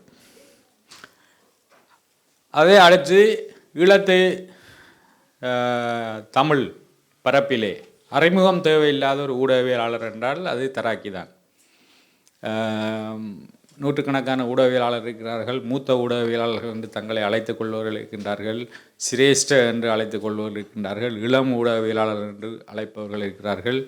இங்கே விவேகானந்தர் சதீஷ் சர்ச்சையை கிளப்பியது போன்று யூடியூபர்ஸும் தங்களை ஊடகவியலாளர்கள் என்று அழைத்துக் கொள்கின்றார்கள். இது ஏற்றுக்கொள்ளலாமா ஏற்றுக்கொள்ளலாம் முடியாதா என்கின்ற விமர்சனங்கள் எல்லாம் இருக்கின்றன. ஆனால் ஈழத்து தமிழ் ஊடகத்துறையிலே தராக்கி என்ற பெயரை சொன்னால் யாருக்கும் அறிமுகம் தேவையில்லை. இப்படி ஒருவர் இருந்தார், வாழ்ந்தார், இறந்தார், கொல்லப்பட்டார் என்கின்ற எல்லா விஷயத்தையும் ஓரளவு அறிந்தவர்களாக இருக்கின்றார்கள்.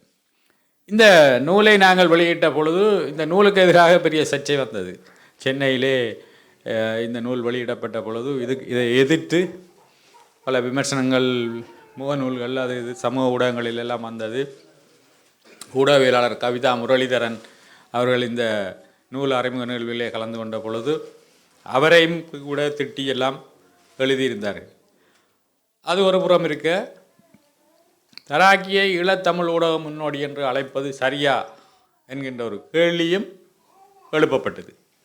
எவ்வாறு அவரை அழைக்கலாம், அதுக்கு முன்னர் ஊடகவியலாளர்கள் இருக்கவில்லையா, ஊடக ஜாம்பவான்கள் இருக்கவில்லையா என்று. என்னை பொறுத்தவரையிலே தராக்கி ஒரு ட்ரெண்ட் செட்டர். தராக்கிக்கு முன் தராக்கிக்கு பின் என்று நாங்கள் ஈழத்து தமிழ் ஊடகத்துறையை பார்க்கலாம். அந்த வகையிலே தராக்கி ஒரு முக்கியமாக கணிக்கப்பட வேண்டிய ஒரு நபர் என்ற அடிப்படையில் இருந்துதான், ஒரு ஊடகவியலாளர் என்ற அடிப்படையில் இருந்துதான் நாங்கள் இந்த சிவராம் ஞாபகார்த்த மன்றம் என்கின்ற அமைப்பை நாங்கள் தொடங்கி சுவிட்சர்லாந்து நாட்டிலே பல வேலைத்திட்டங்களை நாங்கள் செய்து கொண்டிருக்கிறோம். தொடர்ச்சியாக இந்த புத்தகங்களை வெளியிட்டிருக்கின்றோம். வாசுதேவன் அவர்கள் சொன்னதை போல தொடர்ந்து இப்பொழுது சிவராம் சரணிகர் பத்திரிகையில் எழுதிய கட்டுரைகள், ஆத்திரமான பல கட்டுரைகள் இருக்கின்றன, காலத்தின் பதிவுகளாக இருக்கின்றன. அதை ஒரு நூலாக கொண்டு வருவதற்கான முயற்சிகளிலே ஈடுபட்டிருக்கின்றோம். எங்களுக்கு தேவையாக இருப்பது நிதி ஆதாரம் மாத்திரம்தான். நிதி ஆதாரம் எங்களுக்கு கிடைக்குமாக இருந்தால் அதை நாங்கள் கொண்டு வருவதற்கான முயற்சியிலே நாங்கள் ஈடுபட்டிருக்கின்றோம். அந்த வேலை சென்று கொண்டிருக்கின்றது. எனக்கு தராக்கியார் ஓரளவு நான் என்னுடைய இந்த முன்னுரையிலும் நான் அவரை பற்றி எழுதியிருக்கிற கட்டுரையிலும் சில விஷயங்களை பதிவு செய்திருக்கின்றேன். சுருக்கமாக சொல்லுவார் என்றால், தராக்கி எங்களை ஒரு ஊடகவியலாளராக எப்படி உருவாக்கினார்? ஊடகவியலாளர் என்பவர் நீங்கள் அறிந்திருப்பீர்கள். ஊரில் இருக்கின்ற பொழுது இவர் பேப்பருக்கு செய்து கொடுக்கிறவர், இவர் பேப்பர் ரிப்போர்ட்டர் என்றது. ரிப்போர்ட்டர் என்பதும் ஜேர்னலிஸ்ட் என்பதும் ரெண்டும் ஒன்றல்ல. ரிப்போர்ட்டர் வேறு, ஜேர்னலிஸ்ட் வேறு. ரிப்போர்ட்டர் செய்தியாகவே அப்படியே கொடுத்துட்டு தான் பேசாமல் இருப்பார். ஜேர்னலிஸ்ட் அதுக்கும் அப்பால் கருத்தியலை இந்த ஊடகத்துக்கூடாக உருவாக்கக்கூடிய ஒருத்தராக இருப்பார். இந்த தராக்கி அதையும் தாண்டி தானே ஒரு ஆக்டிவிஸ்டாக மாறி அவர் சில விஷயங்களை செய்தார். அவரே ஒரு செயற்பாட்டாளராக மாறி அவர் சில விஷயங்களை செய்தபடியா அவர் கொண்டாடப்பட வேண்டிய, மதிக்கப்பட வேண்டிய இடத்துக்கு தன்னை உயர்த்தி கொண்டார். வாசிக்க தூண்டியனர். இங்கே பலரும் சொன்னது போல சேரன், அவருடைய கவிஞர் சேரன் தராக்கியினுடைய சிறந்த நண்பர். அவரே வியந்து பல விஷயங்களை சொல்லியிருக்கிறார். பேராசிரியர் மௌனகுரு, சித்திரலேகா மௌனகுரு போன்றவர்கள் உட்பட இந்த புத்தகத்திலே எழுதிய பலரும் கூட தராக்கியினுடைய அந்த வாசிப்பு புலமையை அவர்கள் பாராட்டியிருக்கின்றார்கள். அவருடைய அந்த புலமையில் கொஞ்சம் எனக்கும் கிடைத்திருக்கின்றது. பல புத்தகங்களை அவர்கள் போராளிகளுக்கு கொடுப்பதற்காக கொண்டு வருகின்ற வேளையிலே அது வாசிக்கின்ற முதல் வாசகனாக வாசிக்கின்ற அந்த சந்தர்ப்பம் எனக்கும் கிடைத்திருக்கின்றது. நானும் நிறைய புத்தகங்களை வாசித்திருக்கின்றேன். வாசிப்பது என்பது ஒன்று, அதை அடிப்படையாக கொண்டு சிந்திப்பது என்பது இன்னொன்று. இதையும் கூட தராக்கி அவர்கள் தூண்டி எங்களை போன்றவர்களை அதற்கு தயார்படுத்தி இருந்தார். இன்னொன்று, அவர்கிட்ட நீங்கள் எந்த விஷயத்தை நீங்கள் கேட்டாலும் தராக்கிட்ட ஒரு பதில் இருக்கும். விரல் நுனியில் அவர் விஷயங்களை தெரிஞ்சு வச்சிருப்பார். தெரியாதென்ற ஒத்துக்கொண்டு இன்னொரு சந்தர்ப்பத்தில் அதை தெரிஞ்சு கொண்டு வந்து எங்களுக்கு சொல்லக்கூடிய ஒரு ஆளாக அவர் இருந்தார். அப்போ தராக்கி செய்ததெல்லாம் சரியா? தராக்கி ஒரு மாமனிதர், ஒரு சிறந்த மனிதரா? அவர் மீது விமர்சனங்கள் எதுவும் இல்லையா? இருக்குது, விமர்சனம் இருக்குது. தராக்கியினுடைய வாழ்க்கையை நாங்கள் 3 காலகட்டமாக பிரிக்கலாம். ஒன்று அவருடைய 3 பகுதியாக பிரிக்கலாம். ஒன்று தனிப்பட்ட வாழ்க்கை. தனிப்பட்ட வாழ்க்கையில் தராக்கி எப்படியானால் அது நாங்கள் கதைக்க வேண்டிய தேவையில்லை, அதை கதைப்பதற்கு எங்களுக்கு உரிமையும் இல்லை. பொது வாழ்க்கையில் அவர் எப்படியா இருந்தார் என்றால், அவர் 80களுடைய ஆரம்பத்தில் புலட் இயக்கத்தில் இருந்து பயணித்தவர். பிறகு புலட் இயக்கத்திலிருந்து விலகி அவர் ஜேர்னலிஸ்டாக மாறி பிறகு வேறொரு வடிவத்தில் வந்தார். ஒரு காலகட்டத்தில் 87ஆம் ஆண்டு ஈரானில் நடந்த படுகொலையில் உயிர் தப்பியவர் தராக்கி. 87ஆம் ஆண்டு பாசிக்குடாவில் குளிச்சுட்டு வந்த புலட் உறுப்பினர்கள் அடங்கிய ஒரு பேன் ஒன்று விடுதலை புலிகளால் சுட்டு அதிலிருந்து எல்லாரும் கொல்லப்பட்ட அந்த சந்தர்ப்பத்தில் தராக்கி அதிர்ஷ்டவசமாக தப்பியிருந்தார். அன்றைக்கு அவர் செத்திருந்தார். அந்த கொல்லப்பட்டவர்கள துரோகி என்ற பட்டியலில் தராக்கியினுடைய பேரும் இடம்பெற்றிருக்கும். ஆனால் தராக்கி அதில் தப்பியிருந்தார். அதில் ஒரு செத்தவர்களை பார்த்ததில் ஒருத்தர், எங்கே இவன் எஸ்ஆர் தப்பிட்டானா, இதுக்குள்ளே இல்லையான்னு கேட்டு ஆச்சரியப்பட்ட ஒரு விஷயமும் பிறகு தராக்கி பதிவு செய்திருந்தார். அதாவது தராக்கி செத்திருக்கவனும் அந்த கொலையை செய்தவர்கள் விரும்பி இருந்ததாக அவர் சொல்லியிருந்தார். இதே நேரம் அந்த காலகட்டத்தில் புலட்டில் தராக்கி செயல்பட்ட காலகட்டத்தில் தராக்கி எப்படி நடந்து கொண்டிருந்தார் என்பது சம்பந்தமான விமர்சனங்கள் கணக்கு இருக்குது. அதுவும் என்ன போல ஆக்களுக்கு எடுத்து பேச வேண்டிய தேவை இல்லை. ஏனென்றால் நாங்கள் தராக்கியை ஒரு அரசியல் நபராக பார்த்து விமர்சனம் செய்யவும் இல்லை, கருதவும் இல்லை. எங்களுக்கு தராக்கி என்னவாக நாங்கள் எடுத்துக்கொள்ளணும்னா, தராக்கி ஒரு ஊடகவியலாளர், நாங்கள் ஒரு ஊடகவியலாளர். எங்களுக்கு அவர் வழிகாட்டியாக இருந்தார், எங்களுக்கு பல விஷயங்களை கற்றுத்தந்தார். அந்த விஷயத்தில் தான் நாங்கள் கரிசனை கொண்டிருக்கிறோம். அதனுடைய ஒரு வெளிப்பாடு தான் இது போன்ற புத்தகங்கள். ஆனால் இந்த புத்தகத்தில் கூட சிலர் சில விஷயங்களை மறைமுகமாக குறிப்பிட்டிருக்கிறாங்க. தராக்கியினுடைய தனிப்பட்ட வாழ்வியல் தொடர்பாக சில விஷயங்கள் நீங்கள் இதை பூரணமாக வாய்ச்சிங்கன்னா விளங்கும். இப்போ தமிழில் ஒரு மரபு இருக்குது. அதாவது ஒருத்தர் இறந்துட்டாரன்னு சொன்னால் அவரை பற்றிய ஒரு புத்தகம் கொண்டு வரேன்னு சொன்னால், பிரசுரம் கொண்டு வரேன்டா, கல்வெட்டு கொண்டு வரேன்டா, இவருமே அவரை பற்றிய கூடாத விஷயங்களை கதைக்கிறதில்ல. அதாவது நெகட்டிவ் பார்ட்டை வந்து கதைக்காம விட்டுறாங்க. ஆனால் இந்த புத்தகத்தை நானும் தேவாதிரனும் தொகுக்கும் பொழுது நாங்கள் எடுத்துக்கொண்ட நிலப்பாடு அவரவர் தராக்கி என்ன பார்வையில் பார்க்குறாங்களோ அதை அப்படியே பதிவு செய்கிறது. எந்த ஒரு காய்தல் உவத்தல் எதுவும் இல்லாமல் அவர்கள் எழுதி தரதை அப்படியே நாங்கள் பதிவு செய்கிறது. நாங்கள் திருத்தக்கூடியது வந்து இலக்கண பிழைகள் ஏதாவது இருந்தால், மற்றது பொய்யான விஷயங்கள் ஏதாவது இருந்தால் நாங்கள் அதை தவிர்த்துக்கொள்கிற முடிவில் தான் நாங்கள் இதை நாங்கள் அதாவது இந்த பேர் வைக்கிறதுலேருந்து ஒருவருடைய கட்டுரை தொடர்பாக நிறைய பிரதிவாதங்கள் நடந்து முடிஞ்சு தான் இந்த புத்தகம் வெளியில் கொண்டு வரப்பட்டது. மற்றது இப்போ நாங்கள் வாழுகின்ற இந்த காலம் வந்து மறுவாசிப்புக்குரிய காலம். எல்லாமே மறுவாசிப்புக்கு உட்படுத்தப்பட்டு வருது. கடந்த காலத்தில் பெரிய ஜாம்பவான்களாக இருந்தாக்கள் கூட இப்போ கேள்வி கேட்குறாங்க, இவங்க மட்டும்தானா என்ன செய்தாங்க, இல்லை இவர் தானா செய்தார், இவர் செய்யலையா, ஏன் அவரை மட்டும் தூக்கி வைக்கிறீங்க, இவரை மட்டும் ஏன் விட்டுட்டீங்கன்னு கேள்வி கேட்குற இந்த காலகட்டத்தில் நாங்கள் இருக்கிறோம். ஊடகங்கள் மாத்திரமில்லை, சமூக ஊடகங்களும் பெருகியிருக்கின்ற இந்த காலகட்டத்தில் அனைத்துமே மறுவாசிப்புக்கு இலக்காகத்தான் ஆக வேணும். அது வரலாற்று நியதியாக இப்போ இருக்குது. தராக்கியும் மறுவாசிப்புக்கு உட்பட்டே ஆகணும். தராக்கியை நாங்கள் விட்டு வைக்கலாம். விமர்சனத்துக்கு அப்பாற்பட்டவர் ஜூலியஸ் சீசர் என்ற மாதிரி தராக்கி விமர்சனத்துக்கு அப்பாற்பட்டவர் என்று யாருமே சொல்ல முடியாது. நான் கூட அதை ஆதரிக்க மாட்டேன். தராக்கி உயிரோடு இருந்தால் தராக்கி கூட அதை ஆதரிக்க மாட்டார். ஏனென்றால் அவர் எங்களுக்கு காட்டிய வழி அதுதான். தான் உட்பட யாராக இருந்தாலும் மறுவாசிப்புக்கு ஆளாகியே ஆகணும். இப்போ நாங்கள் இந்த புத்தகத்தை ஒரு வரலாற்று ஆவணமாக நாங்கள் வச்சிருக்கிறோம். இது வந்து நாளைய சந்ததிக்கு ஒரு பதிவாக இருக்கும் என்று ஆண்டன் பொன்ராஜா அவர்கள் இங்கே பேசும்போது சொல்லியிருந்தார்.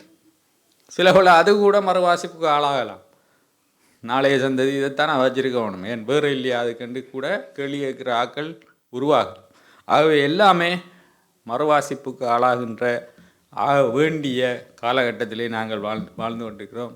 தராக்கியும் அதுக்கு விதிவிலக்கல்ல என்பதை சொல்லி இந்த வாய்ப்பை ஏற்படுத்தி தந்த எஸ்கே ராஜன் அவர்களுக்கும் இங்கே குழுமி இருக்கின்ற நீங்கள்தான் முக்கியமான ஆட்கள். நாங்கள் எவ்வளோ எழுதலாம், புத்தகங்களை அச்சிடலாம், விரும்பினா விற்கலாம், விற்காமல் வச்சுக்கிடலாம். ஆனால் உங்களை போல் ஆக்கள் ஆர்வமாக வந்து இதில் கலந்து கொண்டு இந்த நிகழ்வுகளை கேட்டு எங்களுக்கு ஆதரவு தருவதன் ஊடாகத்தான் நாங்களும் உற்சாகமாக பயணிக்க முடியும். எங்களை போன்று இது போன்ற முயற்சிகளில் ஈடுபடுபவர்களுக்கும் அது உற்சாகத்தை தரும் என்று உங்கள் அனைவரையும் இந்த வேளையிலே நன்றி கூறி விடைபெறுகின்றேன். நன்றி, வணக்கம். அனைவருக்கும் எமது நன்றியை தெரிவித்துக் கொள்கின்றோம். மீண்டும் சந்திப்போம். வணக்கம்.